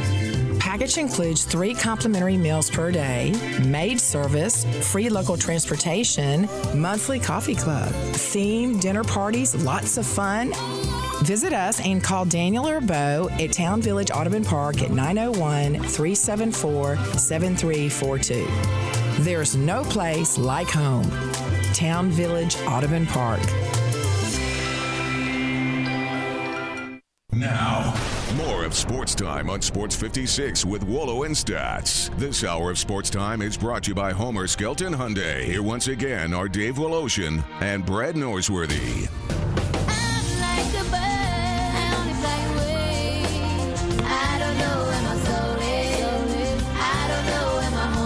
Welcome back in with all these holidays. I hope you're looking good, and you know how you look good? You go to Supercuts. 15 of them all around the Memphis area, all owned by the Czech family, and they, just like the corporate Supercuts, they take what's going on very seriously. That is why, as a company, they developed with a top infectious disease doctor a thing they call the Safe Salon Commitment. This commitment is all about maximizing safety in all of their locations, including the 15 in Memphis, and sanitizing the salons in a particular way that you just feel so self-assured that when you get in, it is absolutely clean and it is COVID-free. If you'd like to learn more about that commitment, again, that's called the Safe Salon Commitment. Go to supercuts.com. It'll also give you a spot right there to make sure you see which location is closest to you, and you can actually make an appointment right online. That's supercuts.com. They are ready. They are all open, all 15 locations. They want you to look good for the holidays. There's no better way than looking good by going to Supercuts. Now, I know after all these years and all these contributions and national titles and gold medals by coaching the U.S. Olympic team, you can't really tarnish the legacy of Mike Krzyzewski. But do you think the little press conference that he had after the loss to Illinois, that in some people's minds, especially after Nate Oates spoke up, do you think there's been like a little ding on the rep of Coach K? Yeah, but honestly, Dave, from here on for Mike Krzyzewski, unless he wins another one, he very well could.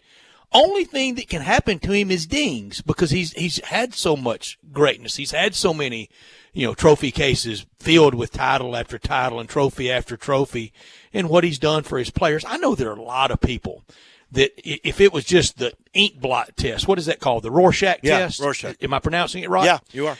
If you just showed the picture of Mike Krzyzewski, there are a lot of people that just turn apoplectic. There are some Duke hardcore haters. He has never done that to me. If anything, I'm the opposite. If for no other reason, his military service, him going to West Point, him enduring by day all you have to endure to go there, and then at 4:00 in the afternoon he had to go deal with a maniac in Bobby Knight who was 24 years old and was only about 4 years older than Mike Kay at the time, and his accomplishments in his career.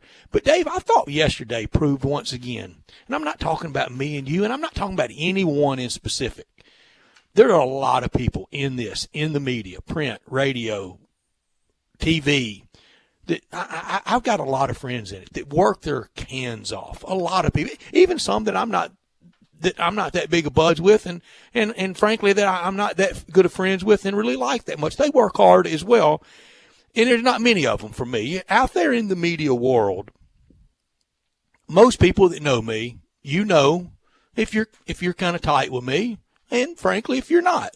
And if you're not missing out on anything. It's no big deal if you're not. That's fine. I go my way, you do your thing, and I won't bother you, you don't bother me. And then for the ones that I'm really tight with, they know it, and I appreciate them, and I think very much. I know that I appreciate them so much, and I hope I'm appreciated to them for me. But yesterday, yet again, Dave, it happened again today with Dabo. We ask people in sports, we the media, we ask them a question. They give us an answer, a pretty honest, candid one, and we don't like it. We don't like the answer they gave us. Mike Krzyzewski was asked that question the other night. Heartfelt, after a loss, hurting. I think he is worried about his youngsters and everything they're going through, his assistant coaches.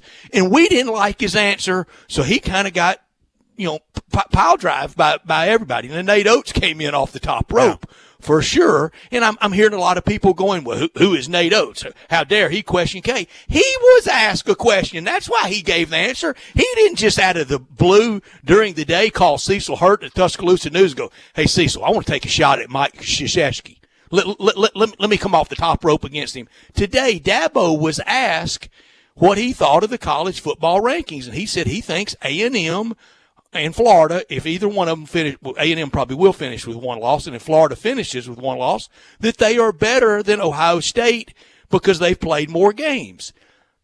He was asked that and answered, and of course, Dabo, the lightning rod that he's become, and I think there are a lot of reasons for that, and some of them aren't fair, some of them in bounds. But when we ask them these questions and we don't like their answers and we crush them, I think that's awful that we do that. Well, I think you have to listen to the way they answer it too. In the case of Krzyzewski, my first gut feel was a lot more questioning until I heard the tone, and he qualified his answer when he said, I just got my this verbatim, I just got my butt kicked by Illinois. So, people are going to take this with a grain of salt, but, maybe we're wrong to be playing. Mm-hmm. And then he gave the cases and he gave reasons why. And it did give you pause to think. And I think the same thing with Dabo. Dabo said exactly why he was questioning the placement of Ohio State. And I would take the Ohio State thing even further and say, show me a great team they've beaten. They have beaten a good team in Indiana. And they're going to play a Northwestern team that I think is pretty good, but that Northwestern team lost to Michigan State. That's too bad for the Big Ten, but it really put them behind the eight ball. And then they've had the circumstances where Michigan couldn't even play Ohio State. And when the world talks, heartbreaking. When the world talks about the Big Ten, that's the first thing they think about is the Michigan-Ohio State football rivalry. That's the Big Ten. And so that's sad. Dave, you make such a great point about that it isn't taking place. Yeah. I'm trying now, just a quote in a story, that's not enough for me. I want to see I want to hear it, I want to see it, and I want to see some context, some texture, some the vibe, the feel of it. I can't be everywhere, and I can't run down every single quote. But if you just read it in blank, it sometimes comes off a little more off-putting than I think those people meant. And you said that with Mike Krzyzewski. He was asked. He emoted about, and gave all due credit to Illinois and their good team, and they are good, and said, we got pounded. And then, upon further questioning and elaboration, he went on to so many to look like he was whining. But to a lot of Duke faithful, it looked like he was really, and I think he does, really care about his university and his youngsters. I don't think there's any doubt about that. If you've ever witnessed him, and I've seen him at Maui last time we were there, and spent an afternoon watching him at a press conference and afterwards and interviewing him, and he gave me a bunch of time. And I've watched him operate, so I don't think he's a bad human being by any means, and he doesn't try to big time you. I do think he plays the system to his benefit, like no non-conference road games, but he can do it. And I think what he said really was heartfelt. I don't think it was self-serving at that particular moment. It was. Yeah, Texter says Texter's pronunciation is Rorschach. I think every time I've ever used it, I've said it wrong. I think that Texter has corrected me. Thank you much. So much to the last three digits of 780 Rorschach. And I don't know why Mike Krzyzewski engenders that in that program. The biggest reason, they're good. Yeah. And when you're good, you're hated. And when you're good for a long period of time, you're hated even more. Now, I will give Swinney and I will give Krzyzewski credit for answering. How about let's take the case of Kyrie Irving, who was fined $25,000 for not going to any media sessions that he is obligated to go to. Here's a guy making $40 million a year, and he can't go to a press conference. And what he did was he released a press statement thinking that would suffice, and the league fined him $25,000. He basically had the nerve to then retort, "I do not talk to pawns." That's what he said. I don't talk to pawns. I have a bigger, grander scheme of things. Are you serious? He's above talking to the conduit of what will be to the fans. What? This guy has really gone off of the deep end. And frankly, he was already talking about and he's a dookie. He doesn't have a coach because he and Kevin are really the coaches when he was referring to Steve Nash. I mean, he's really, since he's gotten injured, he has really put himself into a public relations hole. He's also not a basketball player anymore. He's an artist. That's what he said in his comments. My art. Yeah. Good luck with that. Yeah, and you're right, David. And we ask the questions. We don't like some of the answers, and then you get guys like that kind of don't play along. And I think it's unfortunate for them, but you hear so many people talk about tolerance and broad-mindedness, and then when they get an answer that's not the strict orthodoxy, they're not very tolerant and not very broad-minded. No. We all expect certain answers, and you didn't get that from either Swinney. Backs against the wall. And got to score more points to win. I mean, do we want everything to be SEC Media Days canned quote fest? I don't. I like a lot of authenticity. I like somebody singing off the song sheet. Well, and if you ask the question that Swinney was asked, pertaining to who should be in the playoff, everybody's opinion is going to be a little bit different, right? So there's no way, mostly self-serving. There is no way that he can win that unless he ducks it and really doesn't give you an answer. So if he's being honest and he thinks, a one-loss SEC team, whether it's Florida or A&M, has played a lot better competition and has stayed on the competitive course a lot longer than the 5 games that Ohio State has played. Well, my opinion is that they're better battle tested. They should actually have the right to play in the playoff. That's my opinion. There's a bunch of different ways you could go with that. So there is no right or wrong answer. Anybody that's mad at that is probably an Ohio State fan. That's all I can think of. And it all gets down self-serving and whose ox is being gored. Yep, that is exactly right. I want to come back. I want to give you some information about where the Tigers are going to play in Montgomery, and they're not going to get there. I think to the night of the 21st is when they're going to get there, and we'll give you a little bit of a take on the Crampton Bowl, which is really kind of cool, built in the 20s, 25,000 seat. Is the capacity. So I'm not sure how many people will be allowed to go. We'll find out more as time goes on, but we'll get into that a little bit and also take a walk down memory lane.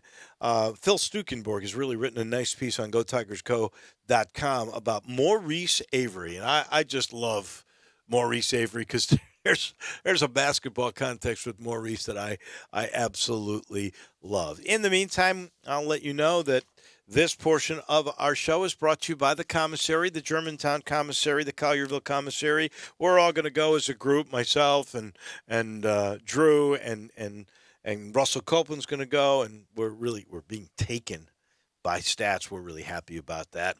And we're going to go, but you can go tonight if you'd like to go, and you can watch some of that Friday night football that's going to go on outside if you choose to, because they have televisions outside, and it's still a pretty nice night to enjoy. Maybe put a sweater on and go. If you want to go inside, you can. There's plenty of social distancing there. The space in that place is pretty cavernous. I think you will feel very good about that if you go in, and all of the waiters and everybody, look, they're all in masks. Walker Taylor, he's got a very strict protocol that everybody sticks by. This has been serious, and this is why they've been open the whole time. It's because they know the right way to do things, and that starts with all the recipes and the way they cook and the consistency they have. I honestly have never had bad ribs or bad shoulder or bad tamales that came out of the kitchen of any of the commissaries, Germantown or Collierville. That's the truth. Consistency usually makes for perfection at a restaurant, and in the particular case of both the commissaries, they are perfect. They really are. Please go see for yourself. Check it out. And by the way, if you're thinking about turkey for Christmas, the best way to do it is the commissary. I promise you it is. They will cook it for you. It is reasonably priced, and it's perfect. All you've got to do is heat it up for an hour and a half to 2 hours. Oh, ho, ho, ho. The bird from the commissary is a hit every time, whether it's Thanksgiving or if it is Christmas. Just get a hold of any of the folks at either Germantown or Collierville Commissary and set yourself up. But do it today because they fill these things up fast. We'll take the time out. Back in a minute. This is Sports Time on Sports 56. Memphis Tiger fans, catch the Blue and Gray Show with John Stacy and Drew Barrett, Sunday nights from 5 till 7, right here on Sports 56, 98.5, and 96.1. Swing into Edwin Watts Golf Shops this holiday season for the hottest gifts from Titleist, featuring the new Titleist TSI drivers with aerospace titanium face construction that's never been used before in golf. TSI is faster in air and faster at impact, and a special holiday promotion on Pro V1, Pro V1X, and AVX balls, now only $39.99 a dozen. Come into Edwin Watts Golf Shops and get custom fit today. Edwin Watts Golf Shops, your holiday headquarters since 1968, and shop online at worldwidegolfshops.com. Is your bank standing in the way of you and your sportsbook? Try Action 24/7. We're cutting out the middleman. Deposit or withdrawal in cash. No more bank delays or failures. Action 24/7 has more than 100 partners in Tennessee for cash deposits and withdrawals. Visit action247.com for a location. Cash deposits and withdrawals from your Tennessee sportsbook. Action247.com. You got action. Must be 21 or older and in Tennessee. For problem gambling support, call 800-889-9789. Brian Elder's Roofing Solutions. Chris Price here for Brian Elder Roofing. The storms we've had over the past several months have been devastating to our communities. The rainy season is ahead. You may have not even noticed the dripping in your attic, water stains throughout your home, or even worse, mold and mildew. Please call Brian Elder Roofing and we will send out our project managers to assess any damage. We will not try to sell you a roof if all you need is a repair. We will measure your roof from outer space. 0% for 60 months, even no payments till 2022 are available with approved credit. If you've noticed missing shingles, water stains, leaks in your roof, call us before you call your insurance company at 867-0303. That's 867-0303, and we will provide a free, thorough inspection of your roof's condition. Call 867-0303. Brian Elder's Roofing Solutions. Attention foodies, there's a great new place to eat in a great restored building. South Hall Cafe is now open for breakfast, brunch, and lunch in the former Tobacco Corner. Chef Jesus Ramon is creating classics from scratch with a twist. Enjoy all your favorites, including the best cheese grits in the South, a full bar, an in-house pastry chef, catering, online ordering for curbside or delivery, and a covered patio with live music on the weekends. We're open 7 a.m. to 2 p.m. weekdays and 7 a.m. to 3 p.m. on weekends. South Hall Cafe, corner of Poplar and Mendenhall. Now, more of Sports Time on Sports 56 with Wolo and Stats. This hour of Sports Time is brought to you by Homer Skelton Hyundai. Here once again are Dave Ocean and Brett Norsworthy.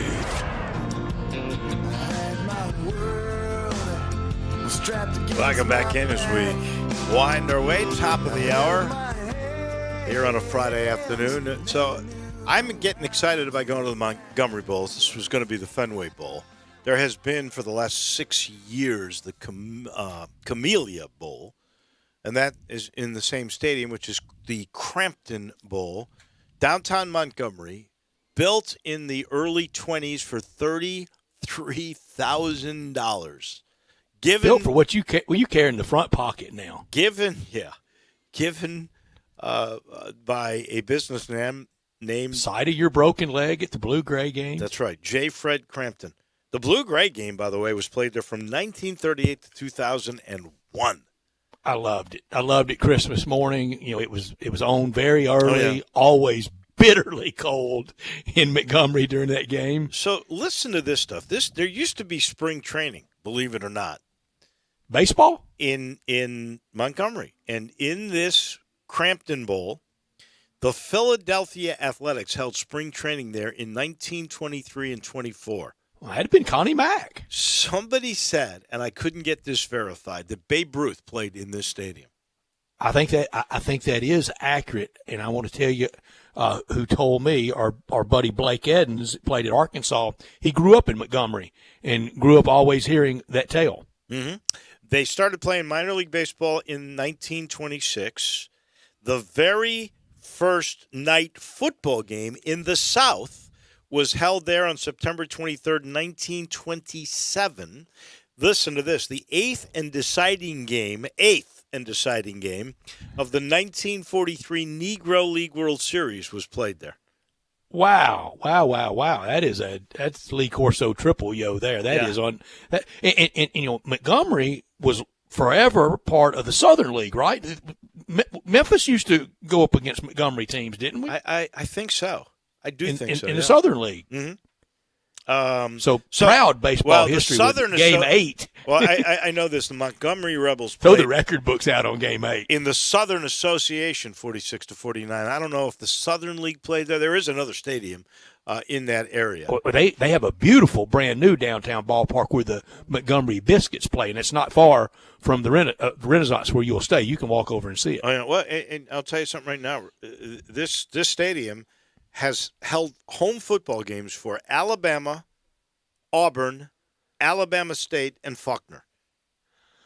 I'm trying to remember because Coach Bryant, like a lot of those coaches of those years, and Coach Shug Jordan as well, you know, they took it statewide to build a brand. He would always play, I want to say, Southern Miss in Mobile, and maybe Tulane would often be the game in Montgomery, you know, in the Birmingham thing. Could have been. You know, it was kind of a traveling road show to build support. And I will say this: I hope our bowl. Now, this is really the Fenway Bowl, but Montgomery is holding it on the 23rd. Then the Camellia Bowl, which they've had 6 of, is on the 25th. So that'll be on Christmas Day, 2 days after us. The interesting thing about that is there have been 6 Camellia Bowls. A total differential in the 6 games of 25 points. Bowling Green beat South Alabama 33-28. App State beat Ohio 31-29. That was in 15. In 16, App State there again beat Toledo 31-28. Middle played there in 17, beat Arkansas State 35-30. Georgia Southern and Eastern Michigan finished 23-21. Both the 2-point games were walk-off kicks. And then Arkansas State played there last year and beat Florida International by 8, 34-26. That's the biggest point differential in the 6 That's a blowout. Man, yeah. I hope our game we'll keep it going. It'll be bad for the old announcers' nerves. Oh, that's true. I'd rather see us win by 21 or 28 or something. But like you hold that. your audience to the end if it's close. Brett, we hold our audience anyway, no matter what happens. Oh, good. Way to go, Dave. That was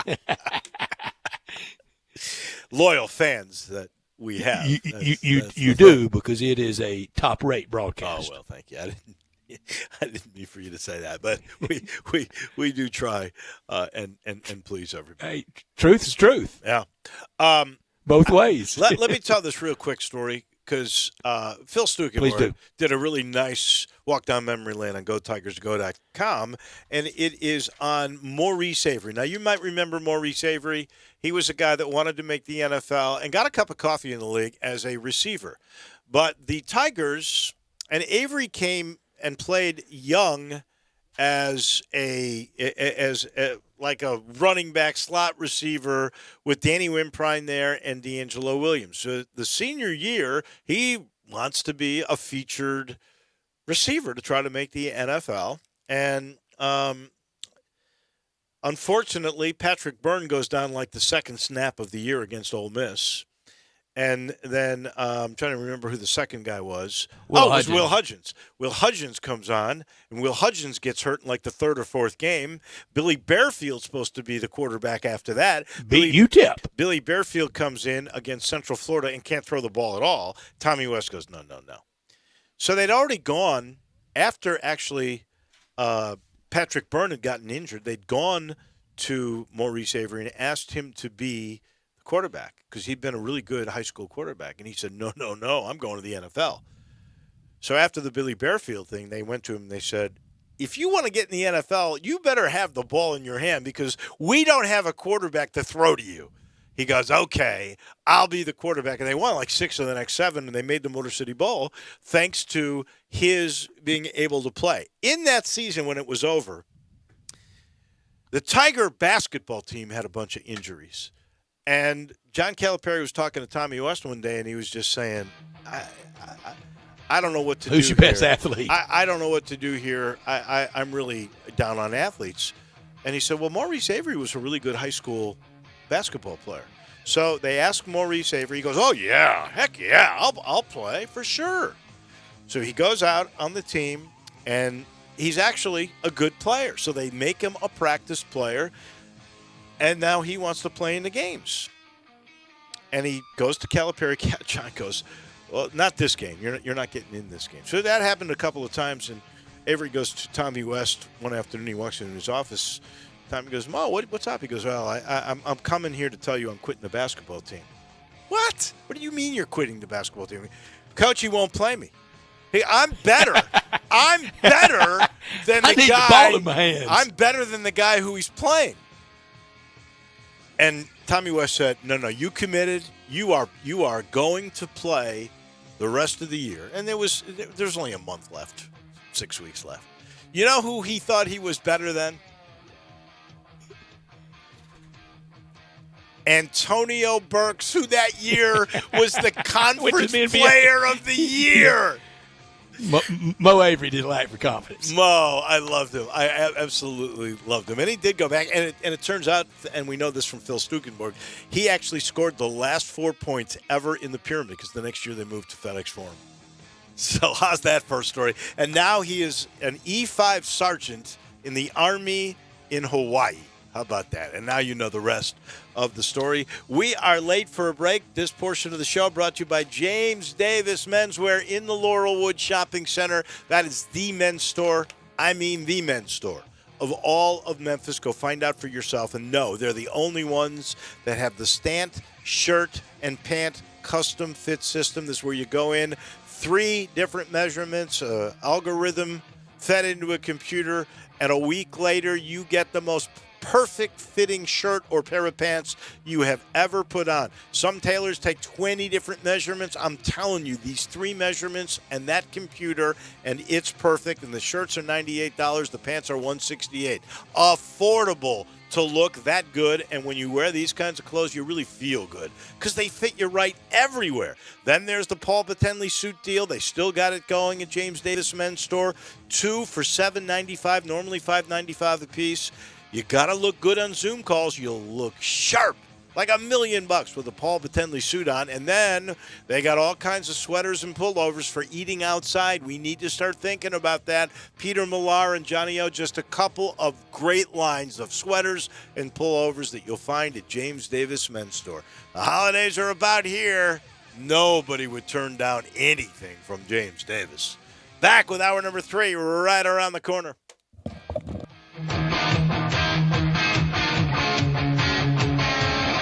Spend the holidays at home this year with a little help from Family Leisure. Family Leisure has so many spas in stock and hundreds more on order. Now's your time to really save big. Huge savings on pool tables, game tables, arcades, massage chairs, and a whole lot more. Buy a pool now and save the 2021 price increase. Plus, you'll get early installation scheduling. The Holidays at Home sale happening now at Family Leisure, Whidden Road at I-40, where family and fun come together for the holidays. Good news. Southland Casino is now back open. That's right. The most spacious casino floor in the Mid-South is ready to welcome you back to the action with live blackjack, roulette, craps, and all your favorite slots.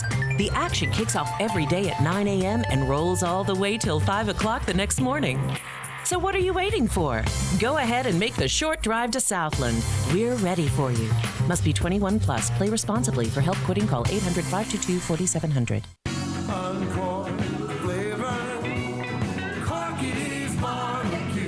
Corky's is the answer for your holiday feast. Turkey, hams, and all the fixins. Oh, by the way, try our new Southern Layer cakes. Order at corkysbbq.com and save $5.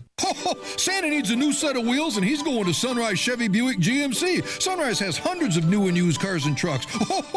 This time of the year, Santa's a little strapped for cash, but Sunrise has financing with no money down on approved credit. Sunrise has financing for everyone and specializes in secondary credit. That's good, because feeding all these elves, Santa's credit's not so hot. A $4 million used car inventory. Find new roads. SunriseMemphis.com. 3D5 in Houston, Levy, and Collierville. Just announced employee pricing for everyone on select models.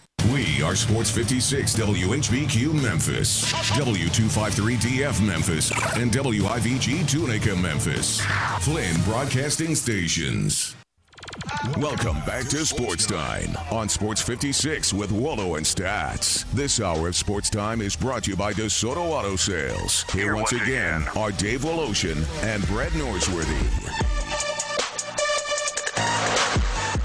The voice of the Houston Cougars, Kevin Eschenfelder, will join us to talk about the Cougars' perspective for tomorrow's game at 2:45 at Liberty Bowl Stadium. NFL is in its final leg of the season. College basketball back in NBA tip-off.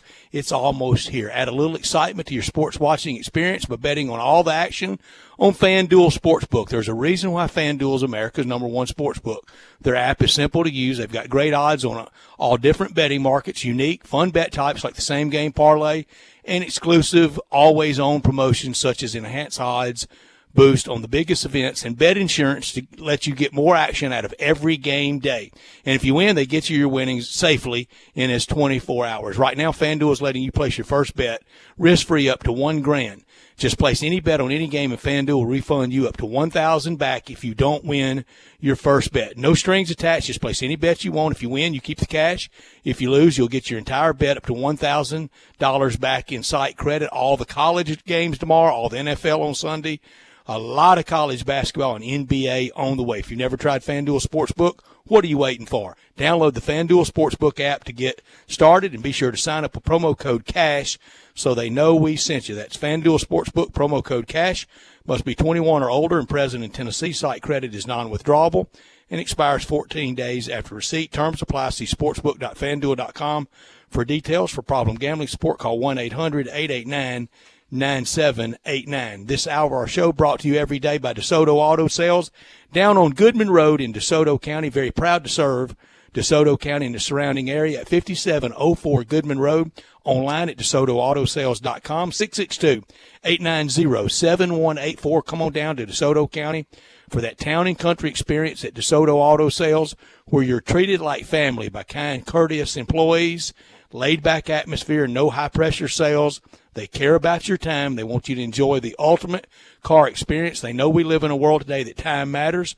That's why they keep it simple. You walk in, test drive your car, credit approved, paperwork completed, you're gone in less than an hour at DeSoto Auto Sales on Goodman Road. 662-890-7184. Open all day tomorrow. Come on down to DeSoto County for that town and country experience at DeSoto Auto Sales. Kevin Eschenfelder is the football voice of the University of Houston, and I guess, Kevin, you've been sort of bored the last month or so. No playing, and this is the oddest year in history. We know all of that, but it has to be tough to try to get back a rhythm, to get used to contact when you really haven't played in about a month. Good afternoon. Thanks for joining us. Hey, Dave. Thank you for having me, Brett, as well. It's the unknown that comes with each and every week of 2020 college football. You think you're going to play, and then all of a sudden you find out you're not going to play. And I know Dana had addressed that with the media yesterday about how his players, he's Monday, Tuesday, they're not having good practices because in the back, he feels it in the back of their minds. They're waiting for the rug to get pulled out from underneath them once again. But he said, he told them, he said, before we practiced on Wednesday, he said, "Hey guys, we've never made it to Wednesday without playing the game, so let's get after it." And they had a great practice, and I'll tell you, the kids have certainly the players, I think everywhere all around the country have had to be quite a bit resilient. But it's going to be interesting to see how is it rest or is it rust? We'll find out tomorrow. Yeah, it's been age-old, Kevin, with rest versus rust, but to be 20 years old. I know they're very resilient. We have asked a lot of them. A lot of what Mike Krzyzewski said yesterday, it's accurate. I mean, we have really asked a lot of them. But tomorrow for the Cougars in Memphis, for Dana Holgorsen, boy, it's been some choppy waters these first 2 years. It has not gone as according to script, has it? Well, I will say this. I know last year was the proverbial, and I've said this before, it was the proverbial have to break some eggs to make an omelet type of a year. I mean, there were some things, you think about, he took over with no disrespect to anyone that was there before him. He did not exactly take over a full cupboard. And, unlike what you saw Tom Herman take over in years past, I mean, he took over a really talented team. I don't think Dana took over that type of a team, and it was going to take some building back up, and they've been better this year. And, last year was just such a struggle with you start getting guys injured, and now you got guys in a situation where guys you wanted to redshirt and were redshirting, and they brought some transfers in, and so they knew that last year was going to be tough, and it was. And this year, you know what, they've been better. They've certainly had some bumps in the road, but at the same time, I think the program is headed in the right direction. One thing I could tell, I mean, you have to think about it. I mean, this is, I know, close doesn't get you anything. I mean, they were leading BYU going into the fourth quarter. Just different things that they've had to go through, and I do think they're getting better, and it's interesting to see how they play tomorrow. I think they had a pretty good lead in that game to start with BYU. And we know how good BYU is. I want to go back to Dana for just a minute. When that hire was made, I thought that was a terrific hire. I had seen what Holgorsen West Virginia, and I really like his offensive mind. When he came there, though, and this is the national perception. You have the up close and personal perception, but he took heat because it appeared he was basically sacrificing those seniors that had been around a long time, that he didn't think would really help him that much, to get other guys to redshirt so that they could have a terrific year this year and then going forth. He dealt with the criticism of that. That is a perception that is out there. How did he deal with that, if you can tell us? Honestly, we really haven't talked about it, but I think he dealt with it in the sense that he was not trying to build I think the best way to answer that is he was not out there to build a good team for a year. He was out there trying to build a successful program that can stay good year after year. And, that may not be the answer people want to hear. And I know that every time you're always going to have a season where, it's bad timing for certain seniors. And that's just it's just reality and the way things happen from time to time. But, that was what he was trying to do, was build a program. And I do think he's headed in the right direction in that regard. And he did it losing De'Ara King. He's got Clayton Tune, who's a really good player. And, this is a team that is now 3-3 in the year, 3-2. But when you look at the losses you're talking about, you mentioned BYU, and they had a big lead in that game. You lost to Cincinnati. Clearly is the best team in the conference. I haven't seen anybody close. And then you also lost to UCF, which can really put up a whole bunch of points. And, that Memphis was a dogfight with that one. Those are not teams that you have to be ashamed about losing. So I am imagining, from what we've seen, this is a much better football team than the last 2 or 3 years. I would agree with you. I mean, I could take that game by game. BYU scored 14 points in the last 2 minutes of the game. So the score is what it is. That game was probably a little closer than what if you were to just look at the score and not see what happened. Like I said, Houston had had a lead going into the fourth quarter, and the 2 late scores. BYU was trying to make a statement, which I don't blame them, because they had to get people. They have to roll up some big numbers. Cincinnati, clearly a better football team. UCF, to me, was the perfect storm. UCF is a really good team that played really well that day, and they were clearly the better team as well, beating Houston at home. But yeah, they took care of Tulane, and they were clearly, I thought Houston was clearly a better team than Tulane when we saw them. But, what's going to remain to be seen is what they are after being off for 28 days. Right. So we will see. 28. the Tigers had a 28-day break. That's hard to do. But, Kevin, I really believe, and you talked about Central Florida, I think a solid team. I think clearly the Tigers' best win of the year in a while, 50-49. And if this had been a normal year, wouldn't we have loved for that to have been the case for everything and everybody, most importantly the people that have been sick and families have been impacted by that. But a normal year, Mike Oresco really would have had a league that he could have shown off and strutted with. This is a good league. I could not agree with you more. And just I try to preach that all over the place because I don't think people really give it the respect. I mean, we've been down this road before. I know people nationally don't give it the respect. Hey, Memphis has been an outstanding program. Houston's had its years. UCF year in and year out is very, very good. Cincinnati, just as far as the eye test is concerned, I don't know about the top 3 teams in the country. Maybe take Alabama and Clemson, and you take those teams off the list. But everybody else, I'll say Cincinnati can play with anybody in the country. If Cincinnati, when they go to a bowl game, I don't think anybody wants to have any part of that. And if you think about it, Mike Oresco had that claim last year. He had 4 teams in the final top 25 between Memphis and Cincinnati and SMU and UCF. And those programs are still strong, and it really helps if Houston is a strong team for this league because the more the merrier, and it just gives more and more credibility.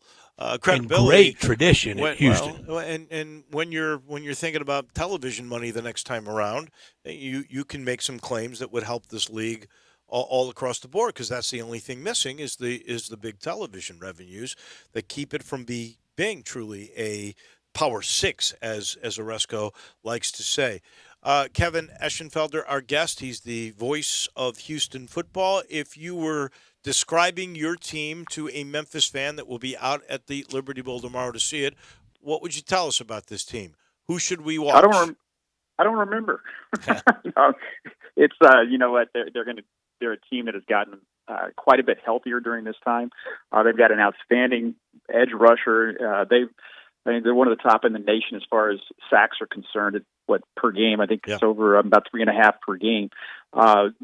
You'll see tomorrow an edge rusher. Wears number 98. Really a good player. A guy named Peyton Turner. He's 6'6", 290, and he looks the part. He can get to the quarterback. He had missed a couple of games, so now he is back. So he's a guy to keep an eye on. Offensively, you got Marquez Stevenson who's coming back, and Marquez, he actually looked into possibility of going into the NFL this year. Very fast receiver, very electric, and a guy to keep an eye on too is Marcus Jones. He's a transfer out of Troy. He's a cornerback, but he is one of the best punt returners in the country. He had the last game that they played against USF back on November 14th. He had 145 yards in punt return yardage. He's just an amazing kid to watch. And so those would be the guys, other than obviously the quarterback, and Clayton Tune, who has been able to get better. It seems like week in and week out, and certainly more than a game manager. He's a good athlete. He can hurt you in a couple different ways. Both those two guys. Do they want to run first or throw the ball around first? Well, I think it's very balanced. I really do. I wouldn't call them a passing team, and I wouldn't call them a running team. I know that's right down the middle of the fence, but they're a very balanced team. Excuse me, but Clayton, if there's nothing there and he needs to pull it down, he can run, and he's a good runner. I think he had a long touchdown run against Memphis last year. He's very, if you look at the video, he's very close to Ritter, the Cincinnati quarterback. I don't know that he runs quite as well, but he can throw the ball. And Memphis got a good look at him when he was a freshman. Listen, this is a junior who has a lot of experience. And the two kids you were mentioning, the running back Stevenson and the edge rusher, they're Senior Bowl guys. And then you got a middle linebacker who was a running back, I believe, and he's another Senior Bowl guy. Grant Stewart, a very not highly recruited kid coming out of high school, wears number 0. But, I mean, this is a kid that whatever they could do to get on the field. Played running back a little bit his first year there. Then he was a safety. Then he was a nickel. And now he's a linebacker. And so he's just he's one of the, you know what he is? He's a football player. That's what he is. He flies around the ball 100 miles an hour with his hair on fire. Just a fun kid to watch. And he's the kind of kid that he's a great story and a really one of those kids that you love to see succeed and you really pull for. How have the crowds Kevin, been? I swear I was going to ask the same thing. With this year, how it's been, and the very hectic sports scene in Houston, and you anchor at AT&T Sportsnet in Houston, and it's a crowded sports scene. The old school we talk about, hard to get on the front page of the Houston Chronicle, hard to get on the A block in a sports broadcast. So how are enthusiasm? How's crowds? It's been good. I mean, and when they win, I mean, it's not great, but when they win, it has gotten great. I mean, when they were putting together the great seasons with a couple of years with Tom Herman and going to the Peach Bowl and beating Florida State and beating Lamar Jackson in Louisville and winning over Oklahoma, the crowds were into it. It's a huge city. It's the fourth largest city in the country. And only Chicago, New York and Los Angeles are bigger than Houston, Texas. But when you do win, people come. But when you don't, and when you struggle a little bit, there's a lot of other options. And don't forget, not only you have Astros, you have Texans, you have Rockets, but you also have Texas A&M. You have University of Texas. Big alumni bases. LSU has a huge alumni base in Houston as well. So. There's always going to be competition, but you know what? When they're successful, people show up. Well, your point is really well taken, and I think the basketball team is proof of that. When they were playing in that old dingy Coliseum until they redid it, no one was showing up, and then Sampson started to turn things around, and they built the Fertitta Center, and the pavilion, really was transformed. Now it's a place to go. I mean, it's electric in there. It was at least last year. Yeah, and that's another thing too, and that's a credit to just about everybody in the league. And I'm not familiar with everybody's facilities, but I know that everybody has taken it to a whole nother level. I was so impressed with the Liberty Bowl and what the city's been able to do with that. And everybody's had to up their game as far as their facilities are concerned. And Houston certainly has fallen into line with that. They played off campus for a couple of seasons while they redid what was Hoffheinz Pavilion. And now it's the Fertitta Center, and then they got the indoor facility for football as well. They've got a independent facility for basketball as well. So their facilities have certainly gotten better. The stadium, to me, the TDECU Stadium where they play their home football games, I think it's a great venue. It doesn't have to be 75,000. Just nice 45,000 seat stadium, and when they win, and I think they're headed in the right direction, people will show up. I'll say this, Kevin, much, too. If they ever do one on campus in Memphis or close to campus, closer, that is the model to use. 45,000, and the sight lines are fantastic. Y'all are going to love new UAB downtown in Birmingham. Their new stadium. Kevin, one last thing from me, and if you don't want to wade into this, I sure understand it. It's not your fight anymore. But are you surprised that it is ending like it is for Tom Herman at UT?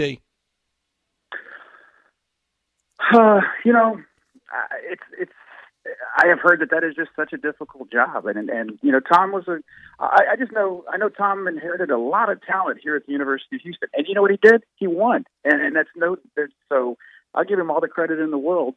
I hear just how difficult of a job that is at Texas. I don't know why it's so difficult, other than the fact that all the regents are looking over your shoulder. But the fact of the matter is that you are what your record says you are, and they don't pay guys that kind of money to finish third in the league every year. I mean, they pay them to not just win conference championships, but to win national championships. And I guess it's either that or they go find somebody else. But we'll see what happens. I'm not sure that Tom's done there. That's at least not right now. Well, let's ask this, and we'll wrap it up. And we appreciate your time tonight, Kevin. I know you're probably hungry. You just flew in, and we appreciate it. But I think most people think that here you got Texas with all that population, and you just talked about Houston being the fourth largest city in the country. Dallas is pretty big, San Antonio, Austin. I mean, the population is there, and their favorite sport is football. High school football in that state, it's either 1, 2, or 3 between that, California, and Florida. And it always seems, at least I've grown up believing, that if Texas wanted that player, Texas got that player. Now, they only got 25 scholarships, and there's literally 3,000 high school guys you can choose from. But if they wanted you, most likely they were going to get you. Why is it? And it's, Herman's not the first one that's failed here. Why is it that they don't do better? Okay, this is another thing that I would, I'd challenge people to go look at. Go look at the roster. Go down the roster of Ohio State, LSU. I mean, a lot of Power 5 programs. How many kids they have? Oklahoma. How many kids they have? From Texas. Alabama, from Houston, and from Dallas, from Jalen anywhere in the Hurts. state of Texas. Yep, exactly. And there was a point. I remember this is probably about 5 years ago. I remember 8 starting quarterbacks in the NFL on a given Sunday were Texas high school football products. So, I do think there's a lot of competition. Trust me, LSU, I would imagine, LSU and Oklahoma, they always joked about the University of Texas at Norman. I mean, that's what so I think that's the answer. It's not as easy as just you're going to get everybody you want. So they're not getting them in that mix as well. Yeah, so they're not getting them is basically the answer to that question, or they're not getting enough of them. Kevin, I look forward to seeing you in the Liberty Bowl tomorrow. It is safe. They do have enough spacing for you, and I hope it's a heck of a ball game. I hope so too. I'm always look forward to coming to Memphis, and I have a lot of respect for that program, and they're certainly looking forward to it. That's for sure. Thank you. We appreciate it. Thank you. All right, Kevin. Hey, Brett. Thanks for having me on. You got it. Thanks, Kevin man. Eschenfelder from the University of Houston. So we got some news here. Pittsburgh says no thanks on a bowl. They're staying at home. I got a feeling. They will not be the last one. I got a feeling if you're in the time slot around the Liberty Bowl, the AutoZone Liberty Bowl, and I know they're going to have a game, so I'm not saying they won't, but there's going to be a bunch in that time slot or later where people are going to go, our kids want to go home for the holidays. They don't want to stick around. This is not the last one. I totally agree with that sentiment, Brett. This portion Pretty of the good show, season for Pitt, too. Oh, yeah. This portion of the show brought to you by Homer Skelton Hyundai, and Genesis of Olive Branch. Financing on the new Genesis cars is really, really eye-opening. You can get a 2020 G70. There's only a couple of these for 72 months, 0% financing. But the 21s that are coming in, some deals, 60 months, 0% financing. You, too, can afford a Genesis luxury car and get this G70, which is the highest performing car I've ever had. Now, I've told you the new SUV is in. It's called the GV80, the 2021 Genesis SUV, which has been awaited now for like a couple of years. It has been written up in automobile publications as likened to a $300,000 luxury car. You can get them from $50,000 to $70,000 depending on the package you get. Please go see what these are all about. Now, look, they got here. They sold out. They're getting a second drop, I think, today. So you'll have a chance maybe this weekend to go see Vincent Gerard and ask him about the Genesis SUV, which is a spectacular car. But they're also good. Hyundai's last year tied for the top safety picks for 2020s of any car throughout the world. The technology is good, and they have so much faith in it. They give you a lifetime limited powertrain warranty on every new Hyundai, every new Genesis, and a 3-year, 36,000-mile maintenance package. That's free because they take care of you. They have absolutely raised the bar about the way the sports, the car business should be done. And they'll even deliver the new Genesis cars to you. Please go check it out for yourself. Get on Lamar, get into Mississippi, first exits Craft Road, turn left. You're there. You will see what I'm talking about, and you'll fall in love with Homer Skelton Hyundai and Genesis of Olive Branch. We take a timeout, and when we come back, it will be time for the First National Bank and Trust Friday football forecast. You have opinions? I think they got a lot of athletic ability. We want to hear them. Oh, absolutely. I agree with you. Call us on the First Bank phone line at 360-8255 or text us on the First Bank text line at 67129. It's on Mid-South employee pricing for all during the Big Finish 2020. So get ready to save big with 2021 Jeep Renegade Latitude 4-wheel drive. IIHS Top Safety Pick $22,990 or $296 a month. Or power up with 2020 Dodge Charger $24,890 or $299 a month. And we're talking Ram Tough in a 2020 Ram 1500 Tradesman Crew Cab 4x2 $31,999 or $399 a month. It's time to get your ride on a Gossett Chrysler Jeep Dodge Ram Fiat. So drive past the rest and come to the best. Gossett Chrysler Jeep Dodge Ram Fiat. 1901 Covington Pike or online at GossettMotorCars.net. If you want it, we Gossett at Gossett Motorcars. Almost finance through Chrysler Jeep Ram 3500 cash down, Charger 4500 cash down, 4.11 APR, Cherokee MD 15674, MSRP 28050, Charger XST LH 248 MSRP 32860, Ram LG 290 329 MSRP 37855, includes all rebates and incentives, PF 695, excludes tax title and license with approved credit. See dealer for complete details. Offer valid through 12/31/20, dealer stock only. Hi, this is John Conway with Conway Services. When was the last time you had your heating system cleaned? How about a safety inspection? Right now, Conway Service is offering our 16-point Energy Saver Super Tune-Up on your heating system for only $69. That's right, for only $69, we'll come out and perform our 16-point Energy Saver Super Tune-Up on your heating system. We'll also include a complete safety inspection using our state-of-the-art camera system, making sure your heating system is safe to operate this winter. Plus, we'll run a carbon monoxide test on your heating system, all for only $69. If that's not enough, as your smart home provider, we'll include a free Nest Hub with your paid tune-up while supplies last. You can have the peace of mind knowing your heating system is safe and ready to use on those cold winter nights. So call Conway Services, the Mid-South's premier heating, cooling, plumbing, and electric service company at 384-3511. And call this week, and we'll perform your heating system tune-up for only $57. Call 384-3511. Conway Services. Call Conway today.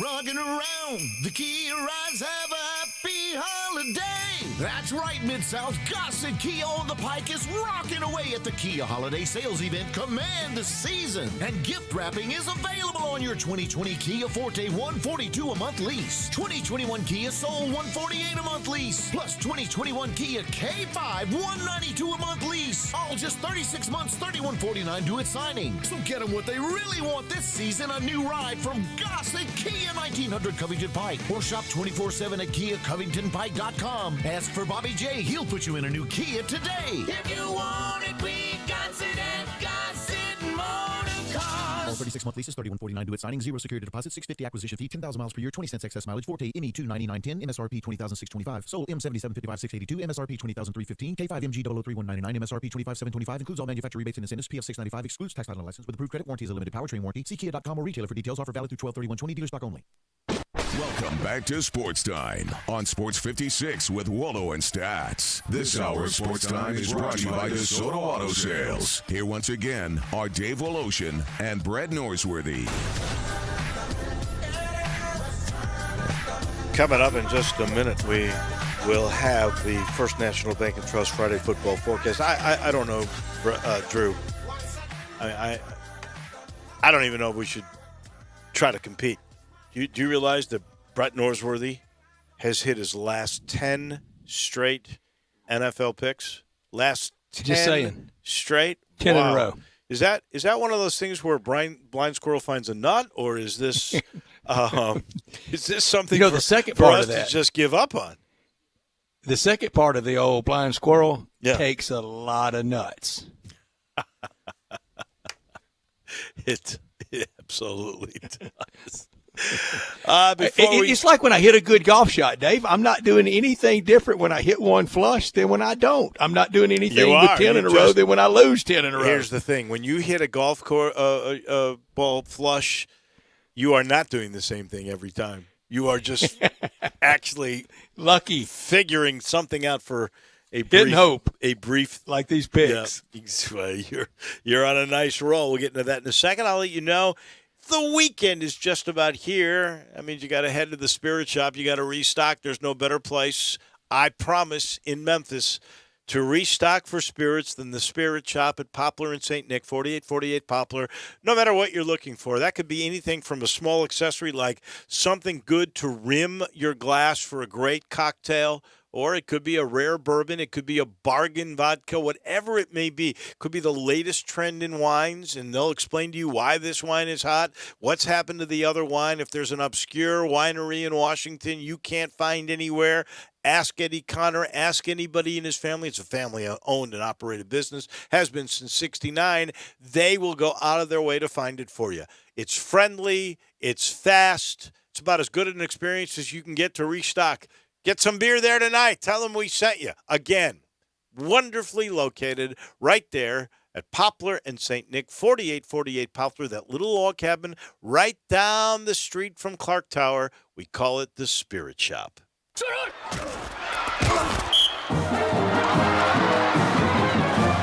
Time for the Friday football forecast from First National Bank and Trust, a division of First National Bank of Eastern Arkansas. For real estate, commercial, ag, hunting, and recreational, contact them at fnbt.com or 901-498-5763. Friday football forecast from First National Bank and Trust, a division of First National Bank of Eastern Arkansas. Real estate isn't something you purchase or develop or desire. It's something you appreciate, respect, and know. With real estate, there's no gray area. You either know it or you don't. First National Bank and Trust, a division of First National Bank of Eastern Arkansas, they've known it since their beginning in 1886. Clients depend on First National Bank because they know real estate. Brooks Winchester, Nick Sutton, and many more can assist you in your acquisition of that hunting land, farmland, a construction project. Let First National Bank and Trust make your dreams a reality. 775 Ridge Lake Boulevard, Suite 140 in Memphis, 901-498-5763 or fnbtmemphis.com. That's fnbtmemphis.com. For commercial real estate, residential construction, or recreational and agriculture financing, let First National Bank and Trust help you, a division of First National Bank of Eastern Arkansas, where I've had an account and been a friend my entire life. Dave, tomorrow you will be there. You'll be doing on the call high above the Liberty Bowl Stadium playing surface. Greg Gaston will be on that sideline. Jarvis Greer will be beside you. 2:45. Toe meets football. Houston minus 5.5 against the hometown Tigers. Master the obvious comment here. This is why I make the big money. What I'm getting ready to say. 7-3 sounds a lot better than 6-4, doesn't it? Oh yeah. There's no doubt, and a chance to win an eighth game. You could win an eighth game in your first year. Right there. That's why I drive a Stutz Blackhawk, isn't it? Yeah. Oh, yeah. I didn't realize you did. 8-3 would sound outstanding if you could win the bowl game, too. Oh, wouldn't it? Yeah. 8-3 would. For first year with all this stuff. And it would be. It really would be. And I should. There's been a lot of stuff, in all fairness, I should say to you guys, I'm calling this game, so I'm like Herb Street. I can't make a pick. But I won't do that ivory tower. I won't do that to you. Not this year anyway. I think Houston hasn't played for a month. I really do think that'll be a factor. Now they're healthier than they've been, but they've only played 6 games. Memphis has played more games. They should be in rhythm, even though they are down. They actually have more numbers this week than they did last week. About 10 more scholarship players. Not very deep at receiver. Brady's saying goodbye. I think there'll be a lot of emotion there, and you're getting 5.5. I think Memphis is going to win the game barely, and so I think they cover. I'll go with the Tigers. Bruce Marshall's been locked in on some local teams this year. On Ole Miss, he's a lot more right than wrong picks on Arkansas and for the Tigers. I know a lot of our listeners don't like it when he picks against them, but we want the truth and the whole truth. Right. Now, I'm going to go with Bruce on this one, lay the 5.5. I think Houston treats tomorrow like their bowl game. No, they're going to one. Yeah. They're going to one, but I think tomorrow will be the really something to prove game for them. Houston just over the 5.5 in a heartbreaker, 38-28. Houston gets there in a 10-point win. Drew? I think everybody knows where I'm going with this one, so I'll just come out and say it. I'm going to take the Tigers. I just like you said, 7-3. It sounds a lot better than 6-4, and I think that's what Ryan Silfield and that staff has their eye on. A lot of rust for Houston, and this is going to be a tall order for Memphis because of how they've constantly played games this year. If they can get out fast, if they can get out a lead on Houston before all that rust falls off, I think the Tigers take care of business. The only problem is, can they do that? Can they start fast? We haven't seen it any time this year. Hopefully it happens in the last regular season game tomorrow. Give me the Tigers. Well, and if you look at history, too, Tigers have won 4 in a row. All these games have been close. Even the ones they were losing to before games. They've been very close games. So 5.5, that should be in Memphis's favor. Florida minus 23.5 against the team that is self-imposing. And they hate each other.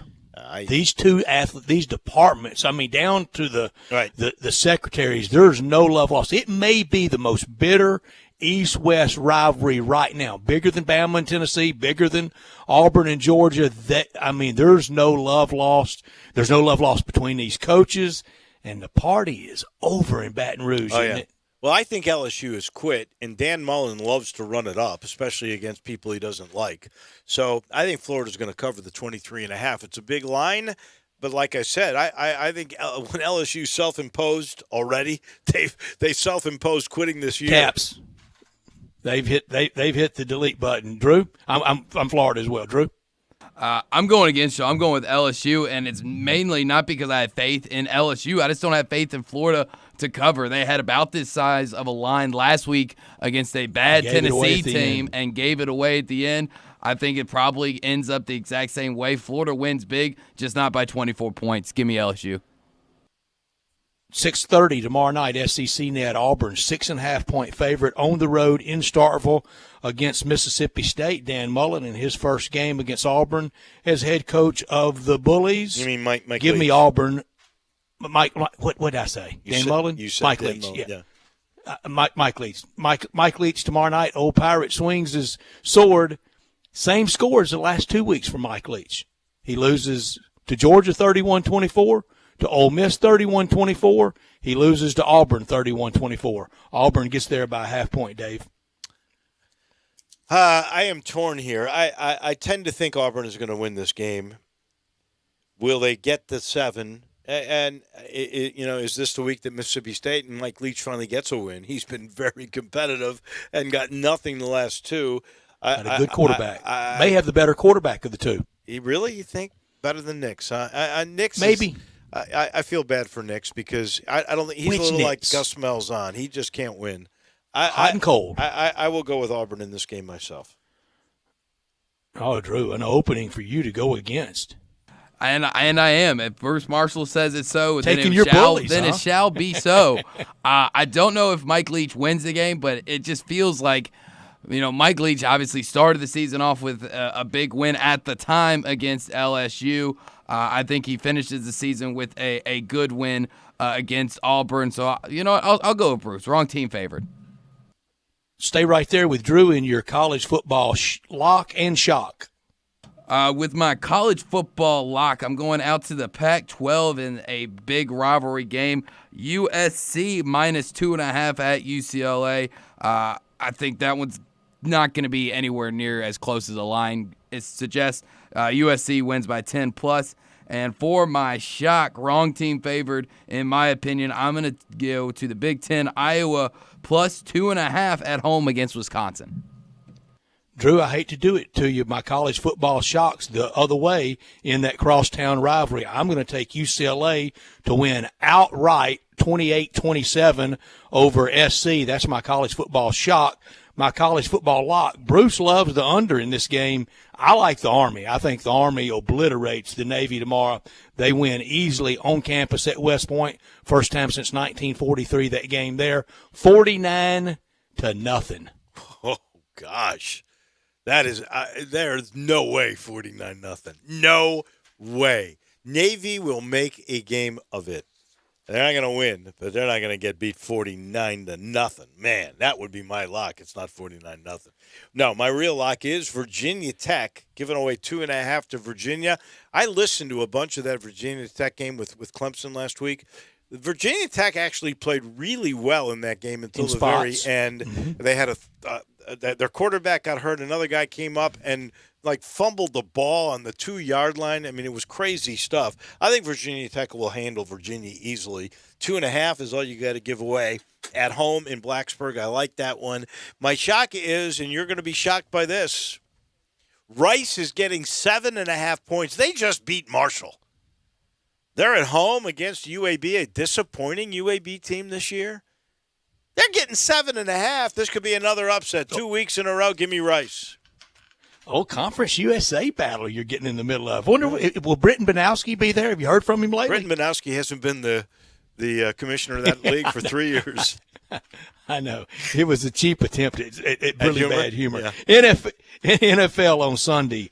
A good one, I think, down in Miami. Kansas City, 7.5-point favorite over Miami. It'll be a good one, but it'll be Kansas City. I'm taking the Chiefs 41-24 over Miami. Well, Dave? we're already 1-0 on the NFL because all of us had the Rams last night. That was easy, and I think Kansas City over Miami, even though it is down in Florida, is just as easy. Give me the Chiefs. I'll give you the points. We extend the group lock streak to 4. Give me the Chiefs. Let's go group lock and try to get to 14-20 for the year, battling back. Tampa Bay Buccaneers, TB12 in the Bucs, 6.5-point favorites at noon on Sunday over Minnesota. Dave? Minnesota's a pretender. You know that. Tampa is at home, and they are still in the playoff hunt with a lot to prove. I think TB12 is going to have a great day on Sunday. Give me the Bucs. I'll give you Minnesota in 6.5. I can't expand on that Sterling analysis. Agreed. Tampa Bay, copy and paste. Drew? I'm going to group lock once again. I'm only taking Tampa Bay because it's noon o'clock and it's not prime time. Because if it was prime time, give me the Vikings. But it's not. It's just a regional game. That's coverage. A good take. Give me Tampa Bay. Sunday night football. Al Michaels back. Buffalo minus 2.5 over Pittsburgh. It'll be cold, but no fans will be there. Buffalo, 2.5-point favorite over the Steelers. Give me the Steelers. To win straight up. I'm going to go the opposite way. I'll give you the 2.5 points. I think Buffalo at home is tough. I think they're coming into their own. Pittsburgh's reeling a little bit. You know what? They played close games and won them all until they literally blew the game against Washington. I think they're going to go into a funk for a week or two. They'll bounce back playoff time. Not this time. Buffalo. I like them. Nothing left to add. I'm with Dave. Great analysis. Once again. That's why you make the big bucks. That's why your name's the biggest on the marquee. It's really, that's it. That's right there. There's the marquee on display. No doubt about it. Dave, give me your NFL lock and your NFL shock. All right. The NFL lock I'm very leery of my own lock now because I am actually going the opposite way of the big Bruce Marshall upset. I'm saying the lock is Green Bay giving away 7.5 at Detroit. I don't believe in Detroit because Patricia's gone. Now all of a sudden Stafford's going to become Tom Brady? Not going to happen. Not against that Green Bay defense. 34-30 last week. Just saying. I got you. It was the Bears. It was the Bears who had a 10-point lead with 5 minutes to go in that game. That's the Bears defense. Come on. NFL shock, Dave. My NFL shock is the Bears. You know why? Because now the Bears have nothing to play for. The Bears have nothing to play for, right? Dave. Nothing. When Dave, Trubisky and Nagy have nothing to play for, they win games. They absolutely do.